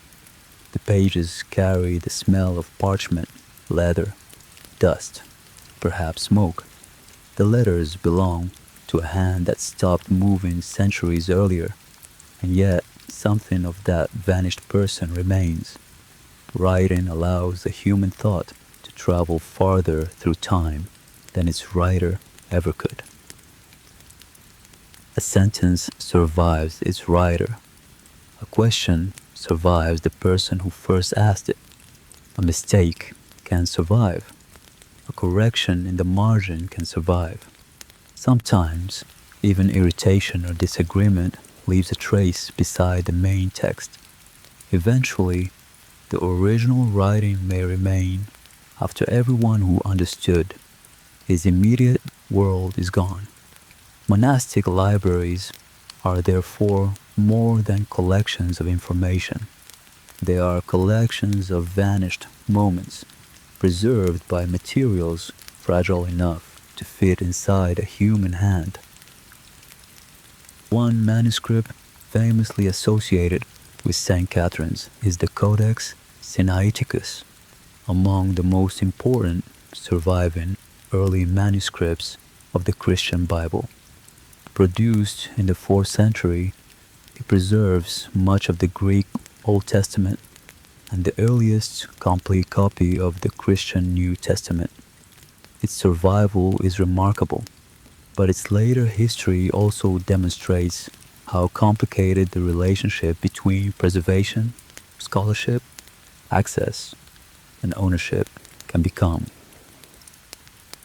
In the 19th century, the scholar Constantin von Tischendorf encountered portions of the Codex Sinaiticus at St. Catherine's.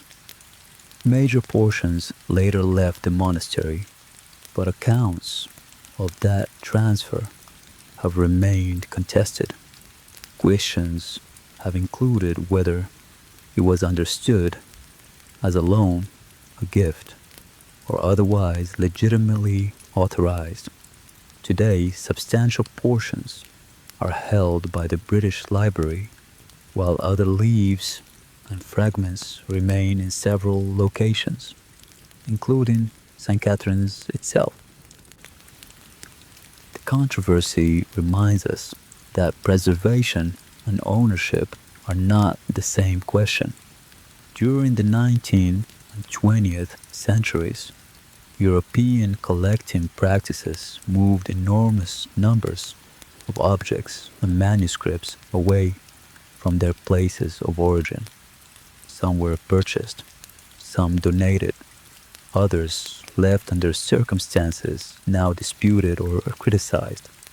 Modern museums and libraries inherited complicated histories. For originating communities, an artifact may be more than scholarly material. It can remain part of living cultural and religious continuity. St. Catherine's preserved more than manuscripts. Its collection of icons is extraordinary, especially because some survived periods of Byzantine iconoclasm in the 8th and 9th centuries, when religious images became the focus of intense theological and political conflict, and many were removed or destroyed elsewhere. Sinai's geographic position beyond the principal centers of imperial enforcement helped some early images survive. Remoteness was not an absolute shield, but sometimes it was enough. What seems peripheral in one century can become priceless in another. An isolated library may appear inconvenient until libraries elsewhere disappear. An old image can become unique after similar examples are lost. Those preserving these objects could not know what future generations would value. To preserve something is, in a sense, to imagine a future person who may care. One person copies, another repairs, another catalogs, another studies. Centuries separate them, but the chain continues. Outside St. Catherine's, the mountain landscape remains severe. At night, artificial light falls away quickly beyond the monastery, and the sky becomes crowded with stars. The surrounding peaks turn into black silhouettes. If you begin climbing toward the traditional summit of Mount Sinai before dawn, The trail passes through darkness. Feet find stone. Breathing becomes audible. The temperature can be surprisingly cold. Other travelers may appear only as small moving lights farther along the mountain. Slowly, the eastern horizon changes. Black becomes deep blue. Blue becomes violet. Then a thin line of orange appears.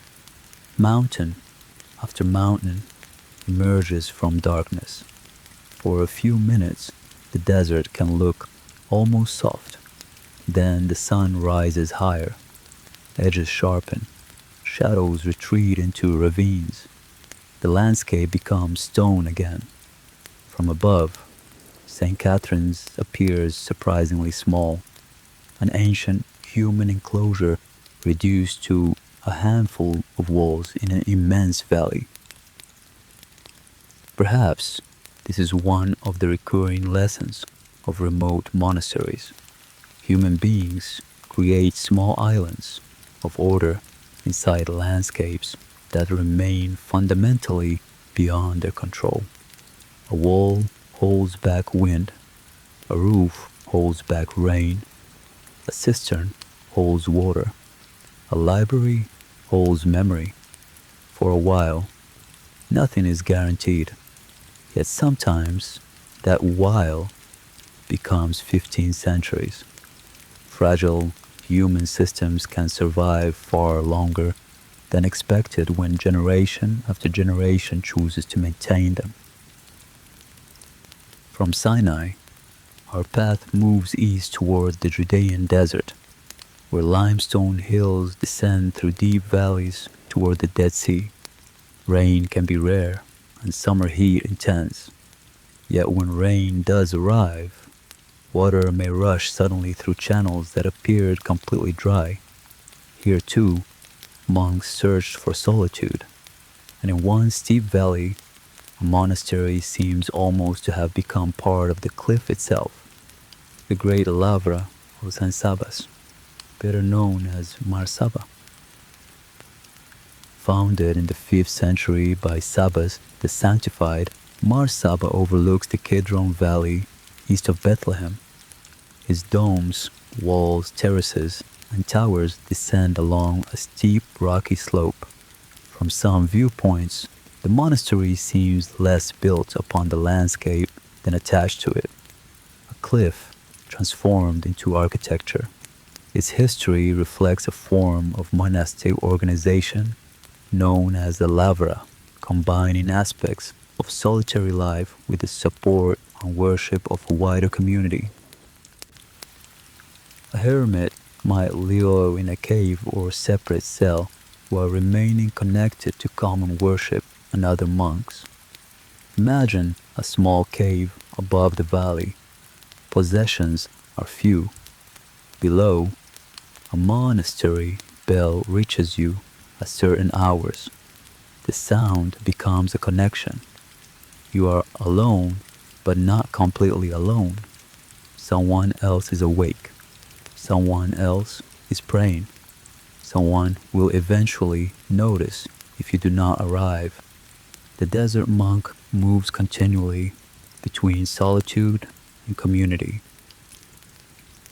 This balance may help explain why organized monastic communities endured where complete isolation often could not. Community creates resilience. If one person becomes sick, another can help.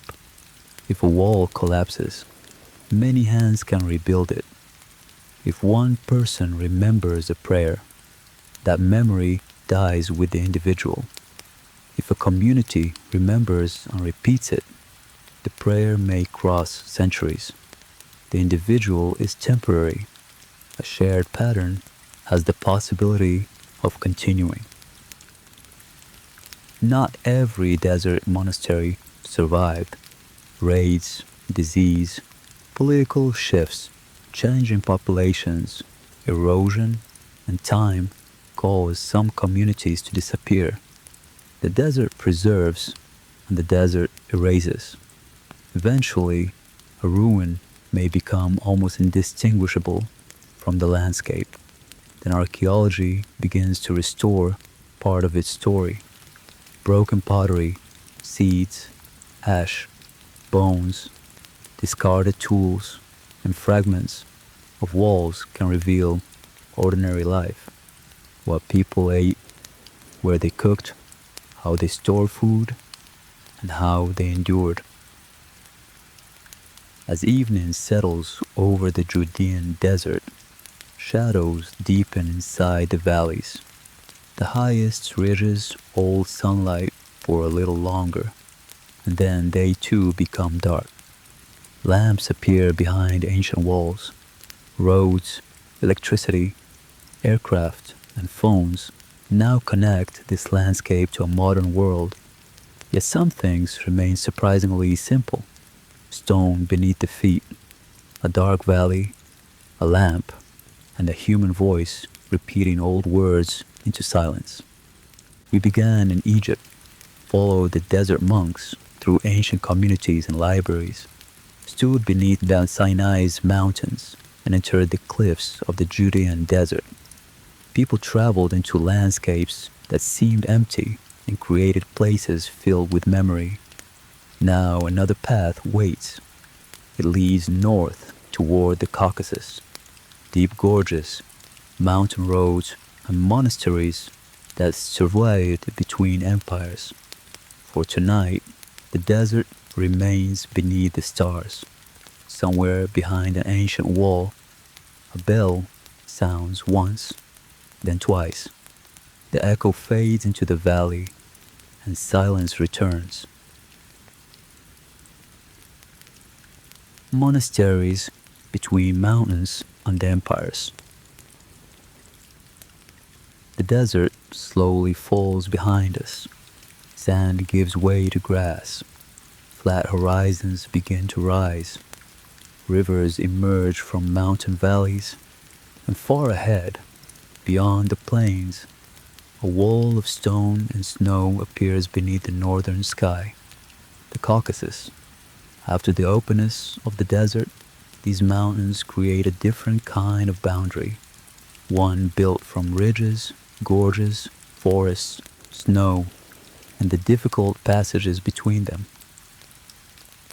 For thousands of years, the Caucasus has stood between worlds, between the Black Sea and the Caspian, between empires, languages, religions, kingdoms, and trade routes. Armies crossed these lands, merchants crossed them, pilgrims crossed them, borders appeared, vanished, and appeared again. Human maps changed repeatedly, while the mountains remained. Every route through them carried not only people and goods, but ideas, beliefs, languages, and memories. Throughout this history, monasteries appeared in valleys, on high plateaus, beneath cliffs, and beside roads connecting distant civilizations. Some became centers of scholarship, some guarded manuscripts, some became powerful symbols of cultural identity. Others survived partly because the mountains made them difficult to reach. Here, remoteness meant more than physical distance. Sometimes it meant preserving a community, a language, or a tradition, while much larger political powers changed around it. Our journey begins in Armenia, a land of volcanic highlands, deep gorges, ancient settlements, and mountains that seem to remain on the horizon however far the road travels. One mountain holds particular significance within Armenian cultural memory, Mount Ararat. Today, Ararat lies within modern Turkey, near Armenia's border. Yet in clear days, his vast snow-covered summit remains visible from many places across Armenia. Biblical tradition associates the mountains of Ararat with the resting place of Noah's Ark, and across centuries, the mountain became deeply embedded in Armenian cultural imagination. There is something almost dreamlike about seeing it from a distance. The lower landscape may be dry and brown. Then, beyond the haze, an enormous white summit rises. It appears close enough to touch, yet it stands across a modern international border, physical distance transformed by history into something more complicated.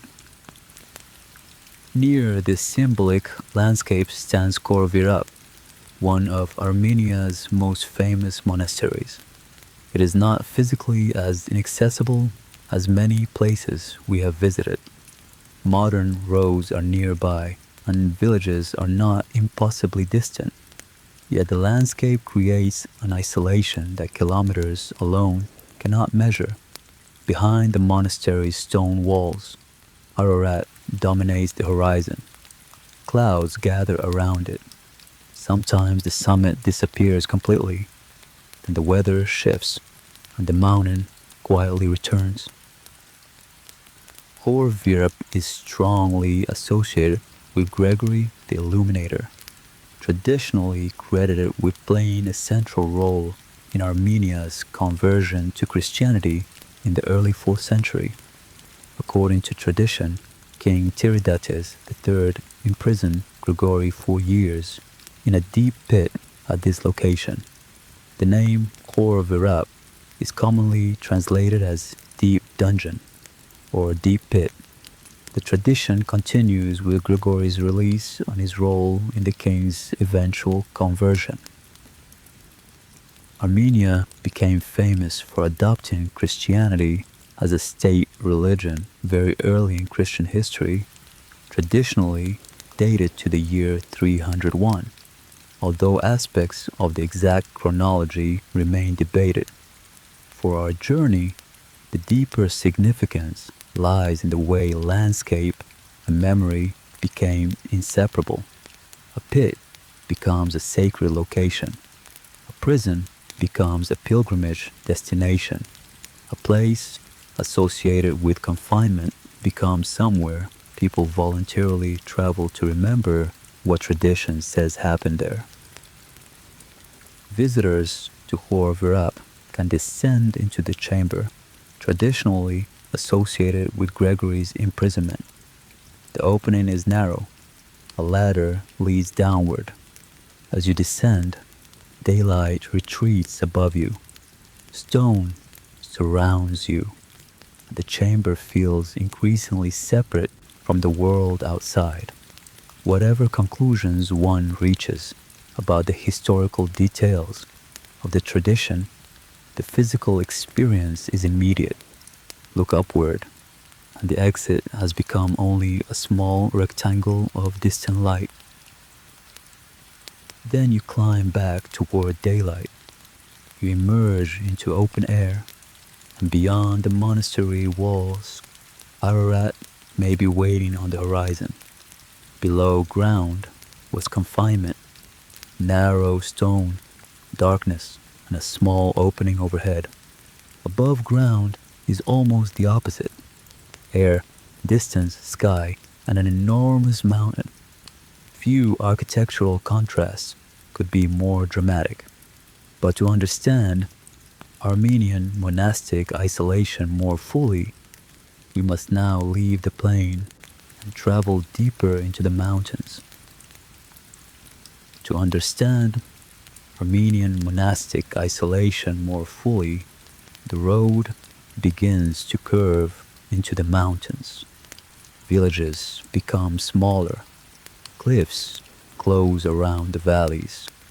Water moves through narrow gorges, and the broad horizon of Ararat gradually disappears behind stone.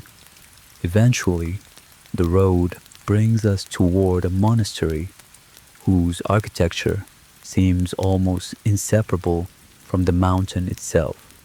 His name is Geghard. one of our Armenia's most extraordinary sacred complexes. The monastery of Gegard stands partly carved into mountain rock. Its name is connected with the Armenian word for spear, referring to the tradition that a spear associated with the crucifixion of Jesus was once preserved there.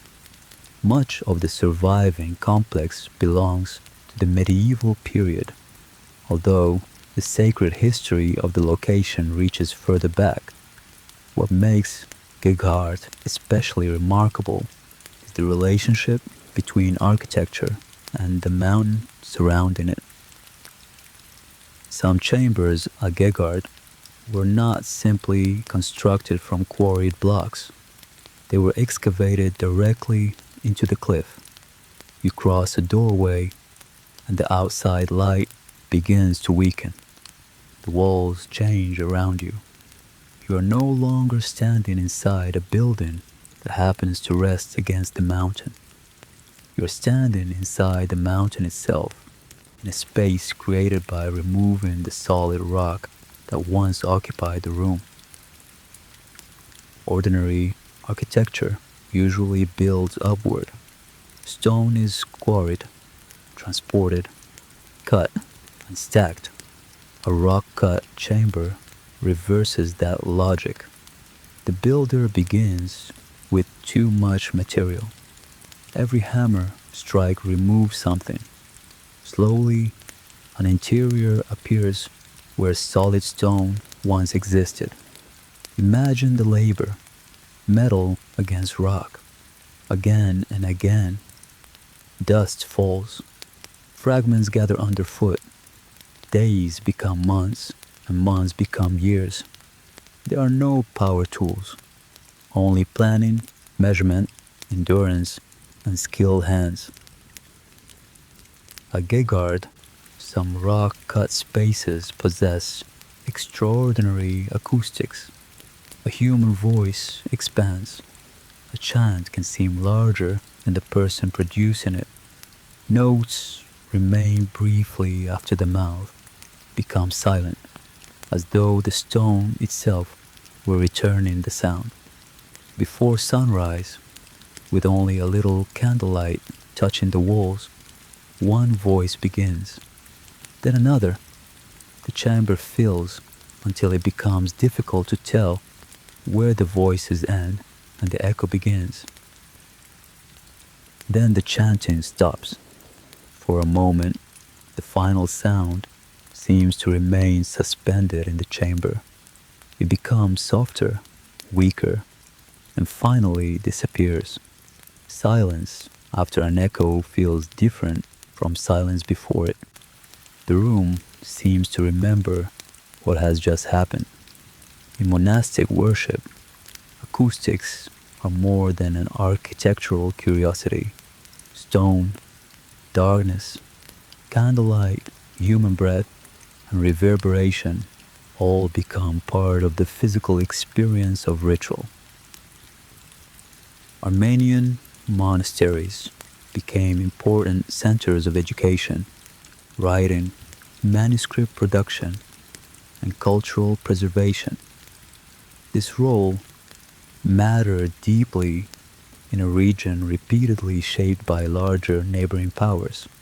Political sovereignty could disappear, territory could be divided, populations could move, yet language, liturgy, manuscripts, and religious institutions could maintain forms of continuity. A monastery, therefore, became more than a place of prayer.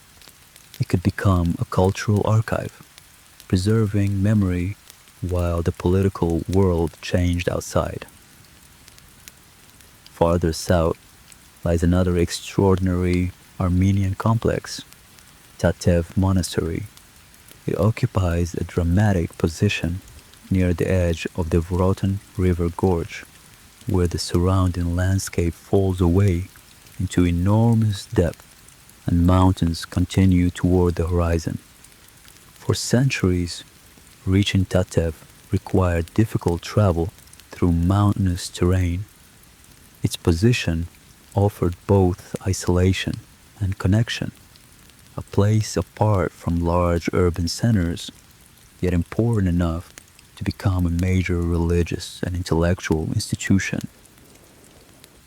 Today, modern infrastructure has dramatically changed how some visitors experience this landscape, including an aerial tramway crossing the gorge, a journey that once demanded long travel by difficult mountain roads can now include a quiet passage high above the valley. The landscape still looks remote, yet technology has compressed the distance. When does a monastery stop being remote? When a road arrives, when mobile coverage reaches it. Perhaps remoteness is not permanent. The mountain stays where it is. Human distance changes.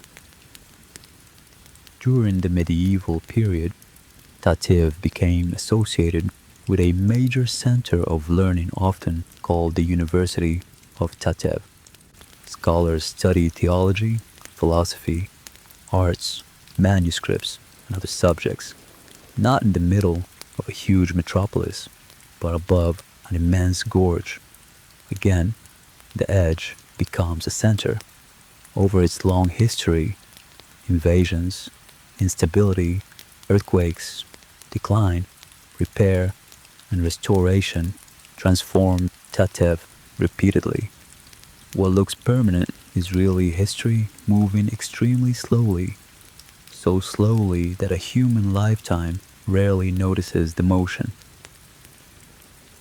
From Armenia, we travel north into Georgia. The Caucasus rises more dramatically here, with high peaks separating valleys where communities developed distinctive traditions and architecture. Georgia, like Armenia, adopted Christianity very early, traditionally in the 4th century. Religious buildings became deeply embedded in its cultural landscape. Some stand near settlements and cities. Others occupy places where mountains, weather, and distance still dominate the experience of arrival. High above Stepantsminda stands Gergeti Trinity Church. It is not technically a monastery in quite the same sense as every site on our journey, but its solitary setting belongs unmistakably to this world. The church rests on a high plateau beneath Mount Kazbek. On cloudy days, the mountain may vanish completely. Mist surrounds the stone walls. Then the clouds open, and an enormous snow-covered peak suddenly appears behind them. The scale changes instantly. A stone church that seemed substantial a moment earlier becomes tiny beneath the mountain. This combination has a powerful simplicity. Stone church, green slope, dark cloud, snow. Human architecture stands beneath geological immensity. The building has survived centuries, yet the landscape surrounding it operates on a time scale almost impossible to imagine. In the Caucasus, sacred architecture repeatedly invites this comparison between human endurance and the much older endurance of stone. Our path now leads west toward the Imereti region, where a natural limestone monolith rises abruptly from the surrounding landscape. This is Katskaya Pillar. At its summit stands a small church complex associated with ascetic religious life. The site became internationally known in modern times because of a monk who lived above for years, yet evidence of religious structures on the summit reaches back into the medieval past. From below, two questions arrive almost immediately. Why would anyone choose to live there? And how would they reach it? As at Meteora, Vertical distance becomes a spiritual boundary. The world is not simply far away, it is below. A village may be almost directly beneath you, yet reaching it requires a difficult descent. This creates a peculiar form of isolation, physical proximity without easy accessibility. Society remains visible, but participation in it becomes difficult. The ascetic above a pillar is therefore not hidden. In some ways, he becomes unusually visible. This recalls the older Christian tradition of the Stylites. Beginning in late antiquity, certain ascetics lived for extended periods on pillars or elevated platforms. The famous 5th century example, Simeon Stylites in Syria, attracted pilgrims and people seeking advice. The hermit withdrew from ordinary life, yet society gathered below. Extreme solitude produced an audience. That paradox survives in modern tourism. A monastery becomes famous because it is secluded, and then people travel there to experience its seclusion. A hidden village attracts attention precisely because it seems hidden. Roads improve, photographs spread, visitors arrive, the world's edges are discovered, advertised, and transformed. Remoteness is therefore unstable. The qualities that make a place fascinating to outsiders can gradually change the conditions that made the place remote in the first place. Near Georgia's southeastern frontier, isolation takes another form. The David Gareja monastic landscape feels far removed from the lush valleys farther west. The land becomes dry and open. Rolling hills stretch toward the horizon, and vegetation grows sparse. The complex was founded in the 6th century and is associated with David Garagelli. Over time, communities expanded through the region, creating churches, cells, and refectories directly within the rock. Once again, monks transformed stone through subtraction. A cliff became a wall, a cave became a cell, a mountain became architecture. Some spaces preserved important medieval frescoes, fragile layers of color surviving within a landscape dominated by earth and rock. But David Goreya introduces another form of distance into our story, not altitude, ocean, or desert alone. Here, ancient sacred geography encounters something created much later, the modern political border. Parts of the wider David Gareja complex lie within an area affected by the unresolved delimitation of the modern Georgia-Azerbaijan border, making questions of access and ownership politically sensitive. The first monks here could not have imagined the exact lines modern states will one day draw across this terrain. A hill becomes territory, a pathway becomes an international issue, ancient religious heritage becomes entangled with contemporary questions of law, sovereignty, national identity, and cultural inheritance. The Caucasus is rich in overlapping political histories, Persian empires, Roman and Byzantine influence, Arab rule, local kingdoms, Mongol invasions, Ottoman expansion, Russian imperial power, the Soviet Union, and today's independent states. Each period created new political maps. The mountains remained where they were. The borders did not. This helps explain why monasteries could become powerful symbols of continuity A kingdom disappears, a ruling language changes, a border moves, yet an old monastery may still remain. Continuity can also be broken. During the Soviet period, religious institutions across the region experienced closure, restriction, confiscation, repurposing, or destruction to varying degrees. Some monasteries became museums or warehouses, others stood empty.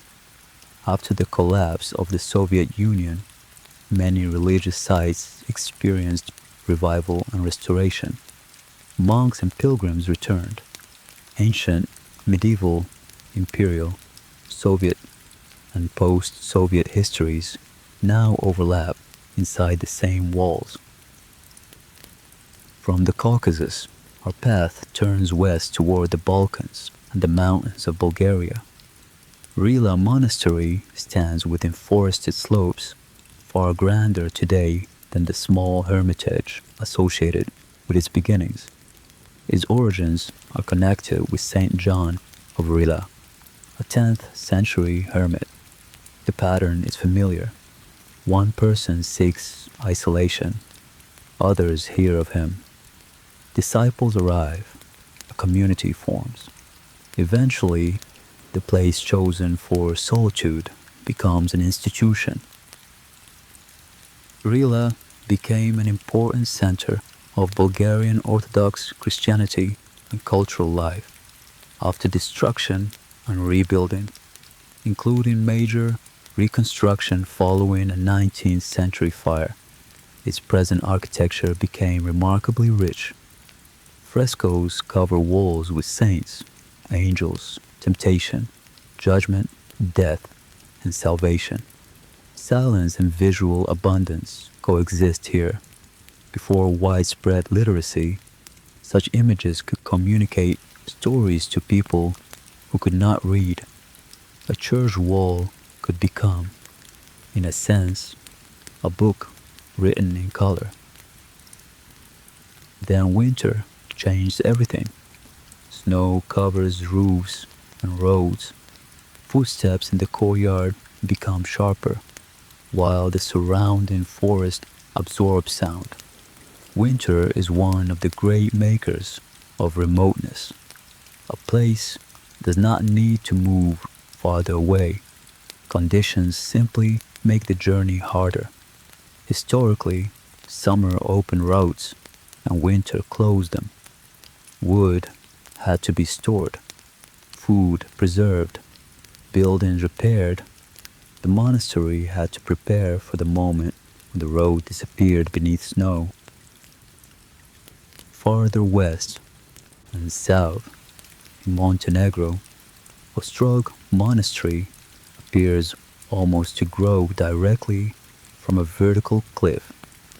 Founded in the 17th century and associated especially with St. Basil of Ostrog, it remains an important pilgrimage site.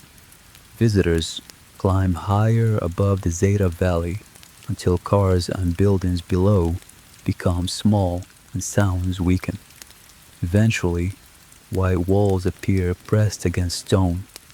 Part of the monastery occupies caves and natural recesses. The mountain itself becomes architecture. Cliffs provide shelter, protection, cool spaces, and powerful symbolism. But even mountains are temporary. Rockfalls happen, earthquakes happen, water enters cracks, and freezing slowly widens them. Geological change simply operates on a timescale much longer than our own. Preservation matters because things do not last forever. We repair because walls fail. We copy because pages decay. We teach because memory disappears. Impermanence creates the need for transmission. Before leaving these mountains, Greece calls us back, not to Meteora, but to Mount Athos, the holy mountain, organized monastic life has continued on this Aegean peninsula for more than 1,000 years.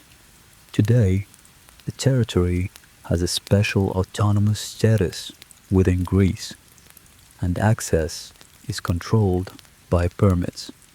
Under the traditional avaton, women are prohibited from entering, a rule defended on religious grounds by the monastic community and criticized by others in relation to equality and access. For those permitted to enter, Mount Athos can still reveal an older rhythm of travel.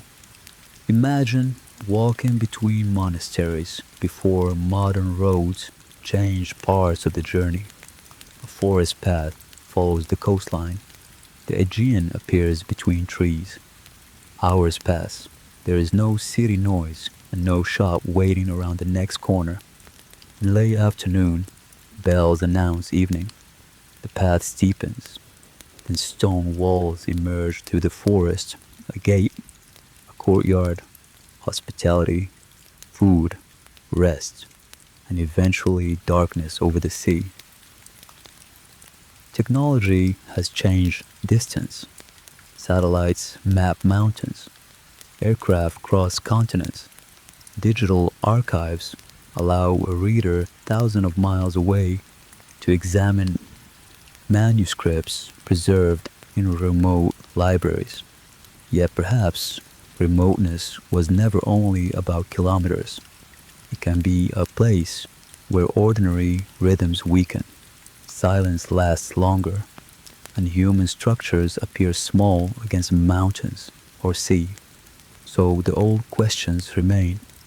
Why choose the cliff instead of the valley, the island instead of the town? Why preserve a manuscript for a reader you will never meet? Tonight, Mount Athos offers no final answer. The sun fades over the Aegean.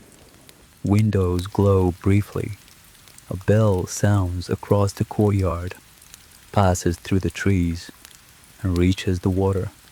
Its echo disappears into the dark horizon. Beyond it waits the final stage of our journey, Part 6, the last monastery at the edge of the world. The last monastery at the edge of the world. There comes a point in every long journey when distance begins to feel different. At the beginning, we measure it in miles, kilometers, hours, borders, mountain passes, and sea crossings. But after traveling long enough, another kind of distance appears. It is no longer simply the space between two places. It is the distance between one century and another, between the people who lived before us and the traces they left behind. There is the distance between a name written in a manuscript and the person who once carried that name through daily life. There is the distance between a ruined doorway and the hands that shaped its stones. There is the distance between a bell sounding tonight and all the bells that sounded before it, heard by people whose voices have disappeared while something of their world remains. Our journey began among the impossible stone towers of Meteora. We climbed through the Himalayas. We crossed the Atlantic towards Skellig Michael. We entered the deserts of Egypt and Sinai, followed mountain roads through Armenia and Georgia, and watched evening descend over Mount Athos. Each landscape gave isolation a different form. Now we have reached the final part of our journey, and the road ahead becomes quieter. Perhaps the last monastery we are searching for is not one particular building. Perhaps it is something more elusive, a place that exists wherever human beings deliberately move away from the noise of the world and listen. But before we reach that thought, there are still a few roads left to travel. Our next road turns north, toward a landscape where winter, forest, ice, and sea create another kind of edge. Imagine morning on the northern edge of Europe. The sky is pale, cold water stretches toward a horizon blurred by mist. Pine and birch forests cover distant shores. Winter remains in the air, even though spring has begun. Across this enormous northern landscape, bells once marked the hours in monasteries separated from major cities by forests, lakes, snow, and sea. Russia's far north became home to some of Europe's most formidable monastic communities. Among the most famous northern communities were those of the Solovetsky Islands in the White Sea. For much of the year, this is not a gentle landscape. Winters are long. Ice transforms the water. Storms can isolate the islands. Summer brings extraordinarily long northern days, but the warm season remains brief. For medieval monks, the islands were not simply a picturesque retreat. They were a demanding frontier in which weather shaped nearly every aspect of life. Monastic settlement on the Slovetsky Islands began in the 15th century. Over time, the monastery grew into a powerful religious, economic, and strategic institution. Its walls became enormous. Great boulders formed formidable fortifications, and towers rose above the shore. From a distance, the complex can appear almost legendary. Yet the massive architecture had practical reasons. This monastery existed in the northern world where isolation, resources, defense, and political importance became intertwined. Solovetsky creates an extraordinary contrast with Skellig Michael. Both communities occupied northern islands. Both were separated from surrounding lands by dangerous water, but their architecture could hardly look more different. Skellig's cells seem exposed, small, and minimal. Solovetsky appears massive, defensive, almost immovable.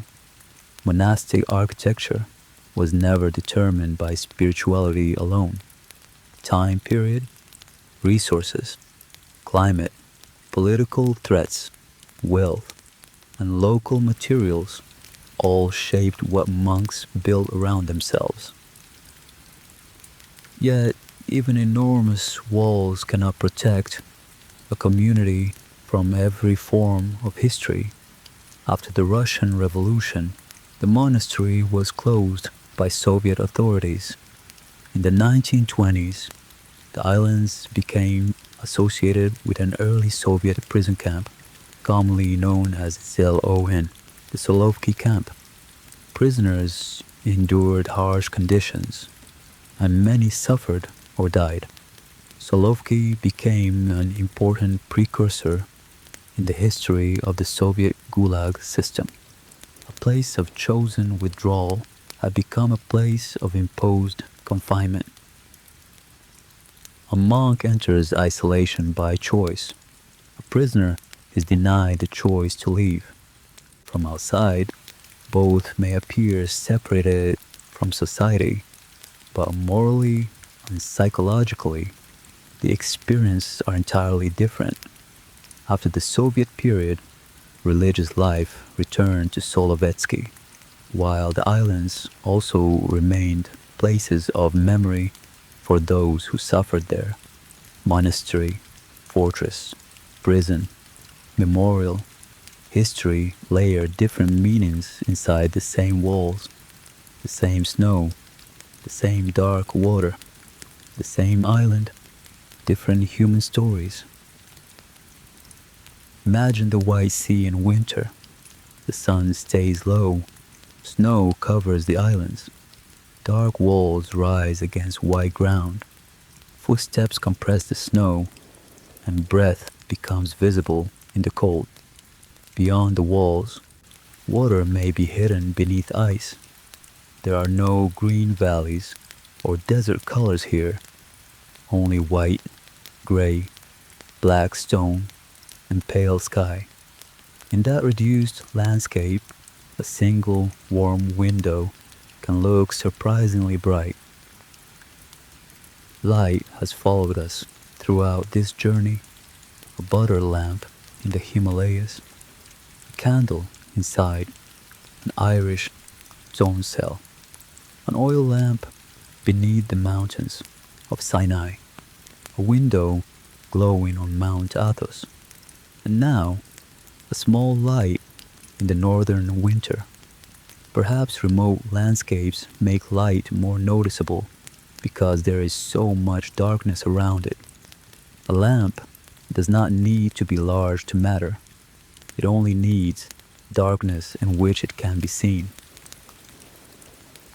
From the White Sea, imagine traveling far south and east back toward Asia. Beyond the famous destinations are valleys where Buddhist communities develop far from major urban centers. Across Mongolia, Nepal, India, and the wider Tibetan cultural world, monasteries have experienced isolation, political change, destruction, reconstruction, and new accessibility. Some remain active, others are archaeological sites, and some have only recently found themselves connected to roads that dramatically alter what distance means. What happens when a road reaches a place built around distance? At first, many changes are practical improvements. Food becomes easier to transport. Medical help becomes closer. Building materials arrive more reliably. Children can reach schools. Residents can visit family.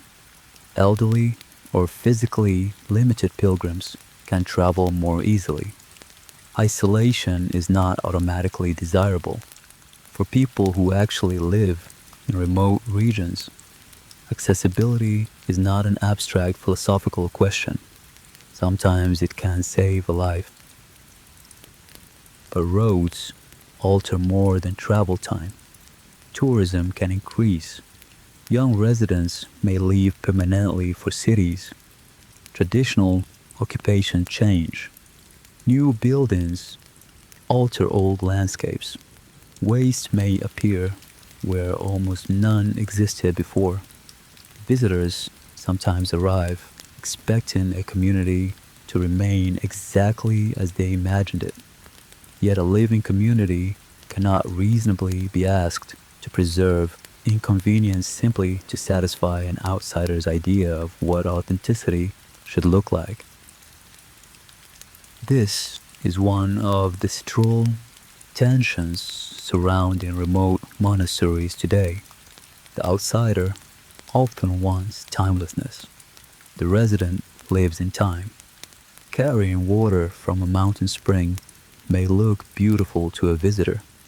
To someone who carries it every morning, plumbing may look better. A monastery can have electricity and still be ancient. A monk can use a phone and still follow a centuries-old discipline. The arrival of the present does not automatically erase the past.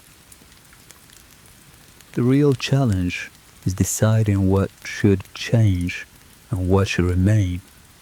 Buildings can be documented, paintings conserved, manuscripts digitized, languages recorded, ritual knowledge taught, archaeological sites protected. Preservation does not require a community to stop living at its best. It allows historical knowledge to survive while people continue adapting to the world around them. But among all the things associated with remote monasteries, one quality is unusually difficult to protect: silence. How do you preserve it? You cannot place silence behind museum glass. You cannot scan it into a digital archive. You can record a few seconds of quiet sound, but that is not the same experience. Silence is partly environmental. No engines, no crowds, no notifications. But silence is also temporal. It becomes noticeable because it lasts. One silent second means little. A silent minute already feels different. An hour can begin to alter attention. A day of quiet changes the relationship with sound even more. Remote monasteries often preserved this kind of silence almost accidentally. Distance kept much of the noise away. Thick architecture softened what remained. Ritual organized the hours, and speech could be limited. After enough time, small sounds become unexpectedly large. A door closing, a page turning, water poured into a cup, wind at a window, a human breath. Each sound appears clearly because almost nothing competes with it. Perhaps this is why bells have followed us throughout the story. A monastery bell interrupts silence without destroying it. Instead, it gives silence a shape. There is quiet before the bell. Then comes the note, moving through a courtyard or across a valley. And afterward, silence returns. But the second silence does not feel exactly like the first. You notice it now. The sound has made you aware of the quiet that was already right there. Our final journey takes us not toward another famous inhabited monastery, but toward the possibility of abandonment. Eventually, some communities end. Imagine an unnamed monastery somewhere in a mountain valley. Perhaps the road stopped being used generation ago. Part of the roof has collapsed. Grass fills the courtyard. The wooden gate vanished long before anyone now living can remember. There is no monk inside, no pilgrim approaching, no smoke rising from a chimney, only ruins.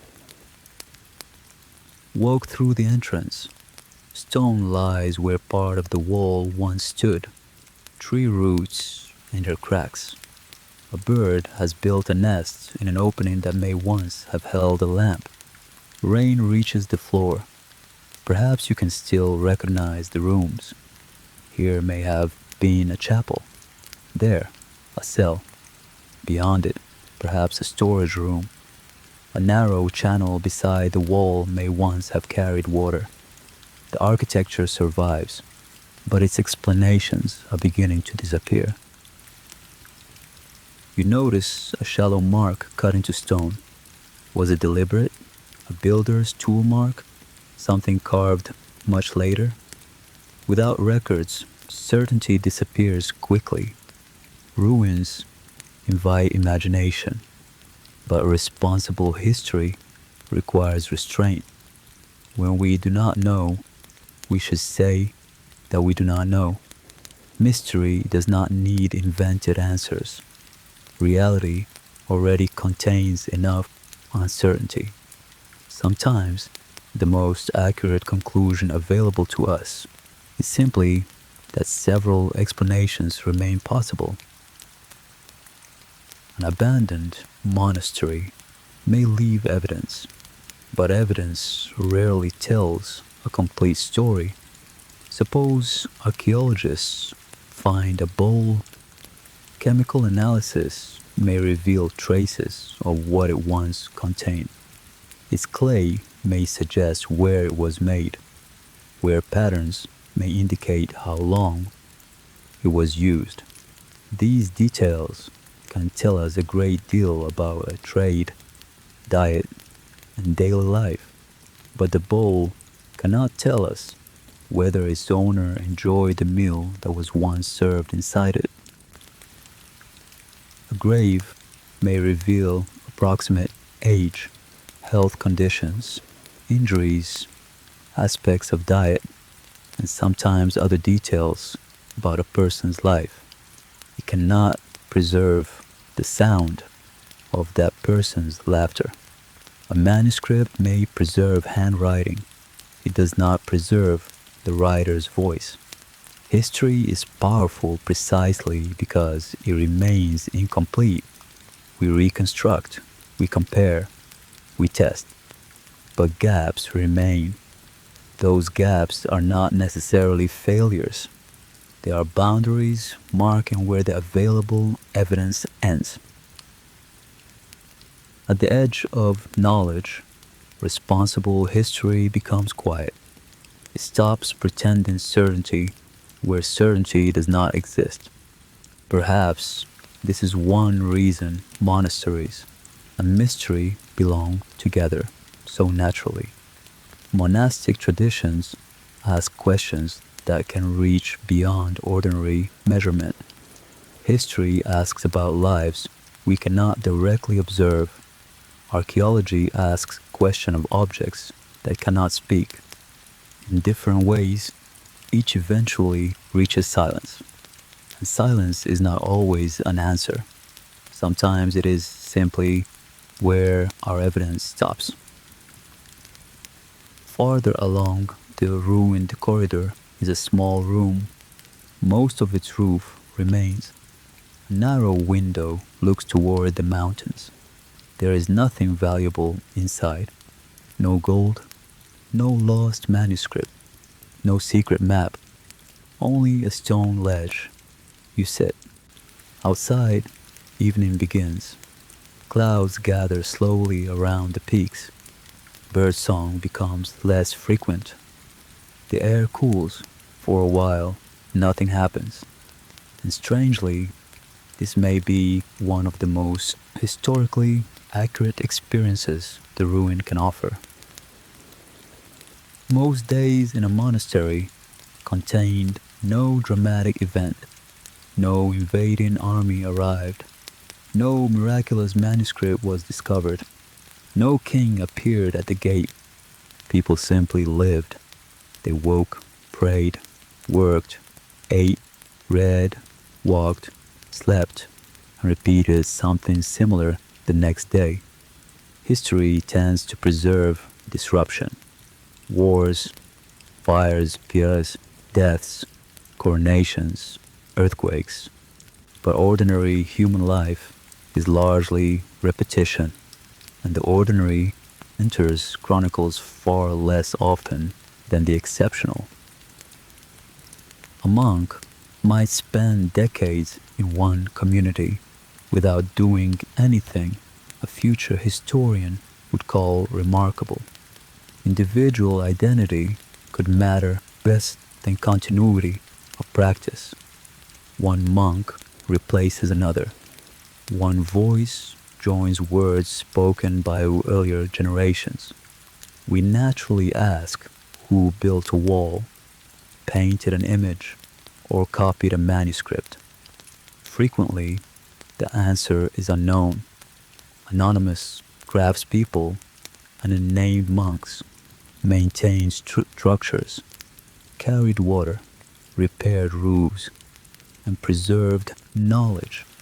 Much of civilization survives because of people whose names did not. Think again of an ancient scribe bending over a page. He cannot know that the manuscript will survive. He cannot imagine museums, photography, digital scans, or universities examining the shape of his letters centuries later. Perhaps he expects the book to wear out within generations. Still, He forms the next letter carefully, then another. Centuries pass, and someone thousands of miles away enlarges that same mark on a screen. Their worlds are almost unimaginably different, yet ink connects them. Monasteries preserved many things, but they were never alone in that work. Libraries, courts, mosques, temples, universities, families, archives, scribes, scholars, merchants, and many others also carried knowledge forward. Yet remoteness sometimes gave monasteries an unusual advantage. When the center burned, the age might survive. When fashions changed in a capital, an older practice could continue in a distant valley. Remoteness could delay change, and sometimes delay was all preservation needed. But remoteness also carries costs: limited medicine, limited food, dangerous travel, loneliness, exposure to weather, and difficulty escaping violence. The monasteries in our journey were not perfect worlds. They were human institutions containing virtues and failures, hierarchies, disputes, economic interests, and political relationships. People entered them for different reasons: faith, tradition, education, family expectations, grief, vocation, security, or a search for meaning. Stone simplifies the past. Human beings make it complicated. So we return to the question that has followed us from the beginning. Why build at the edge of the world? There is no single answer. Some sought solitude or discipline. Some places were already considered sacred. Some communities needed protection.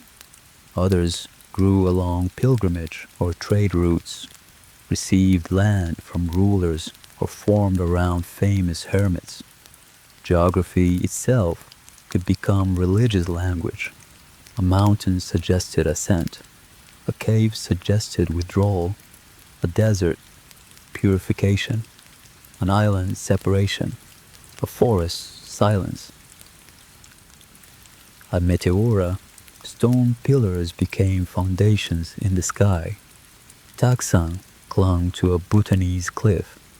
Ladakhi monasteries washed high valleys, while Mustang's caves held fragments of lives.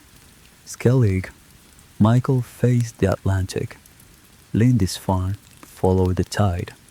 Iona became a center at the edge of another map.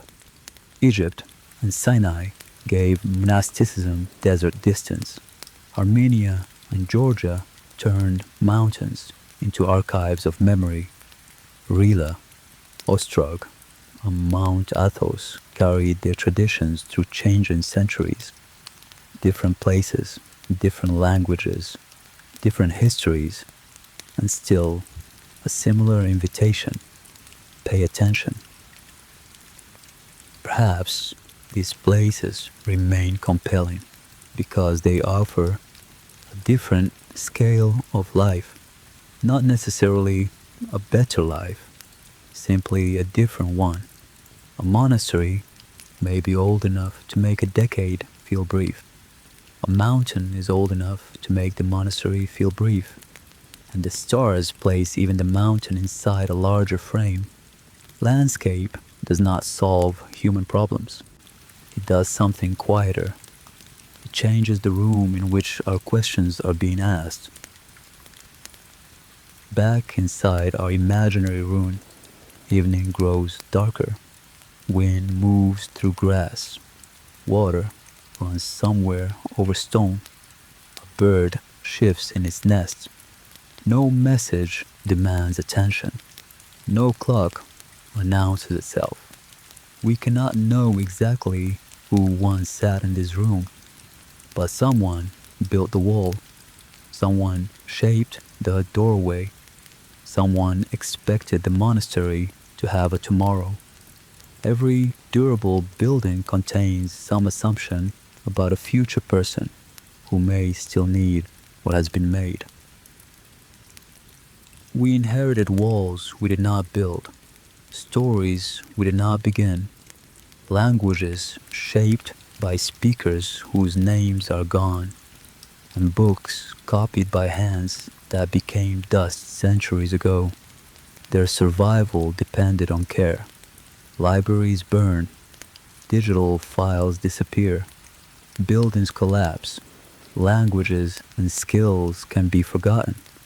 A monk repairing a roof and an archivist backing up a digital collection may belong to very different worlds, but both are making the same basic request of time.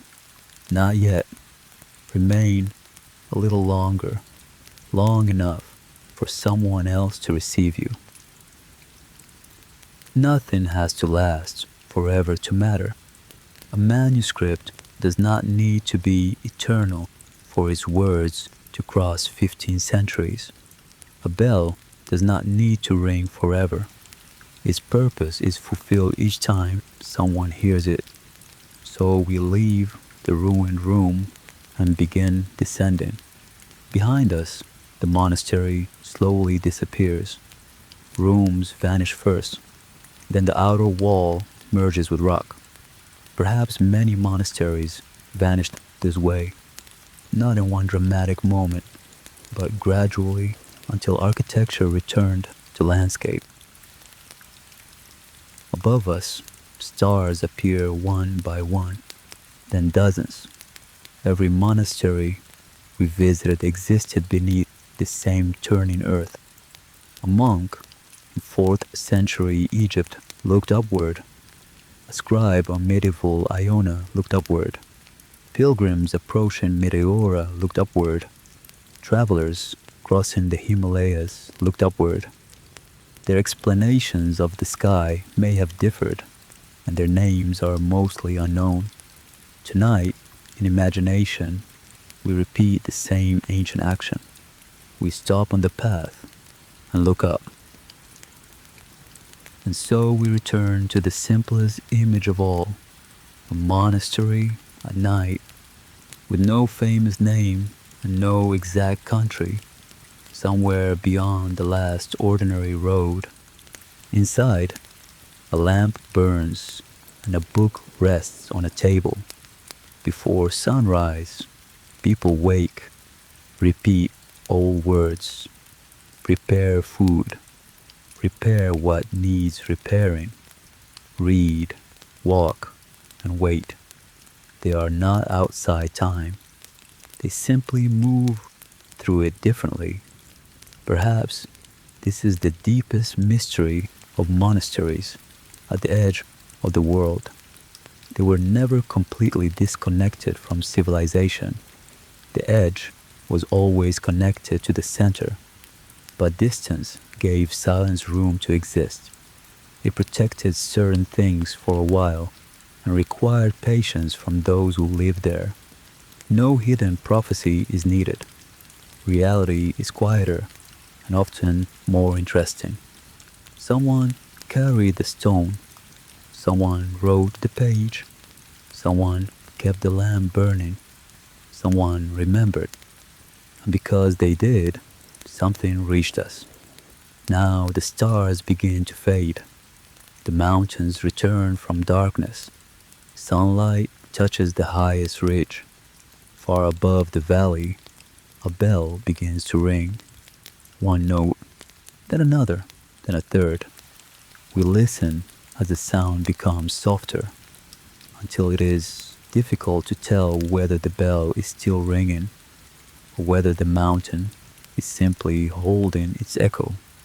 And somewhere beyond the ridge, beyond the road, beyond the edge of the familiar world, another day begins.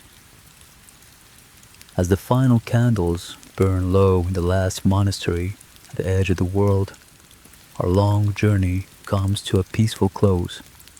The ancient halls are silent now, and the winds across the mountains have settled into a soft whisper. There is nowhere else to travel, nothing left to do but rest. Let the ancient silence of this forgotten place wrap around you, breathe in the stillness, sleep well, and good night.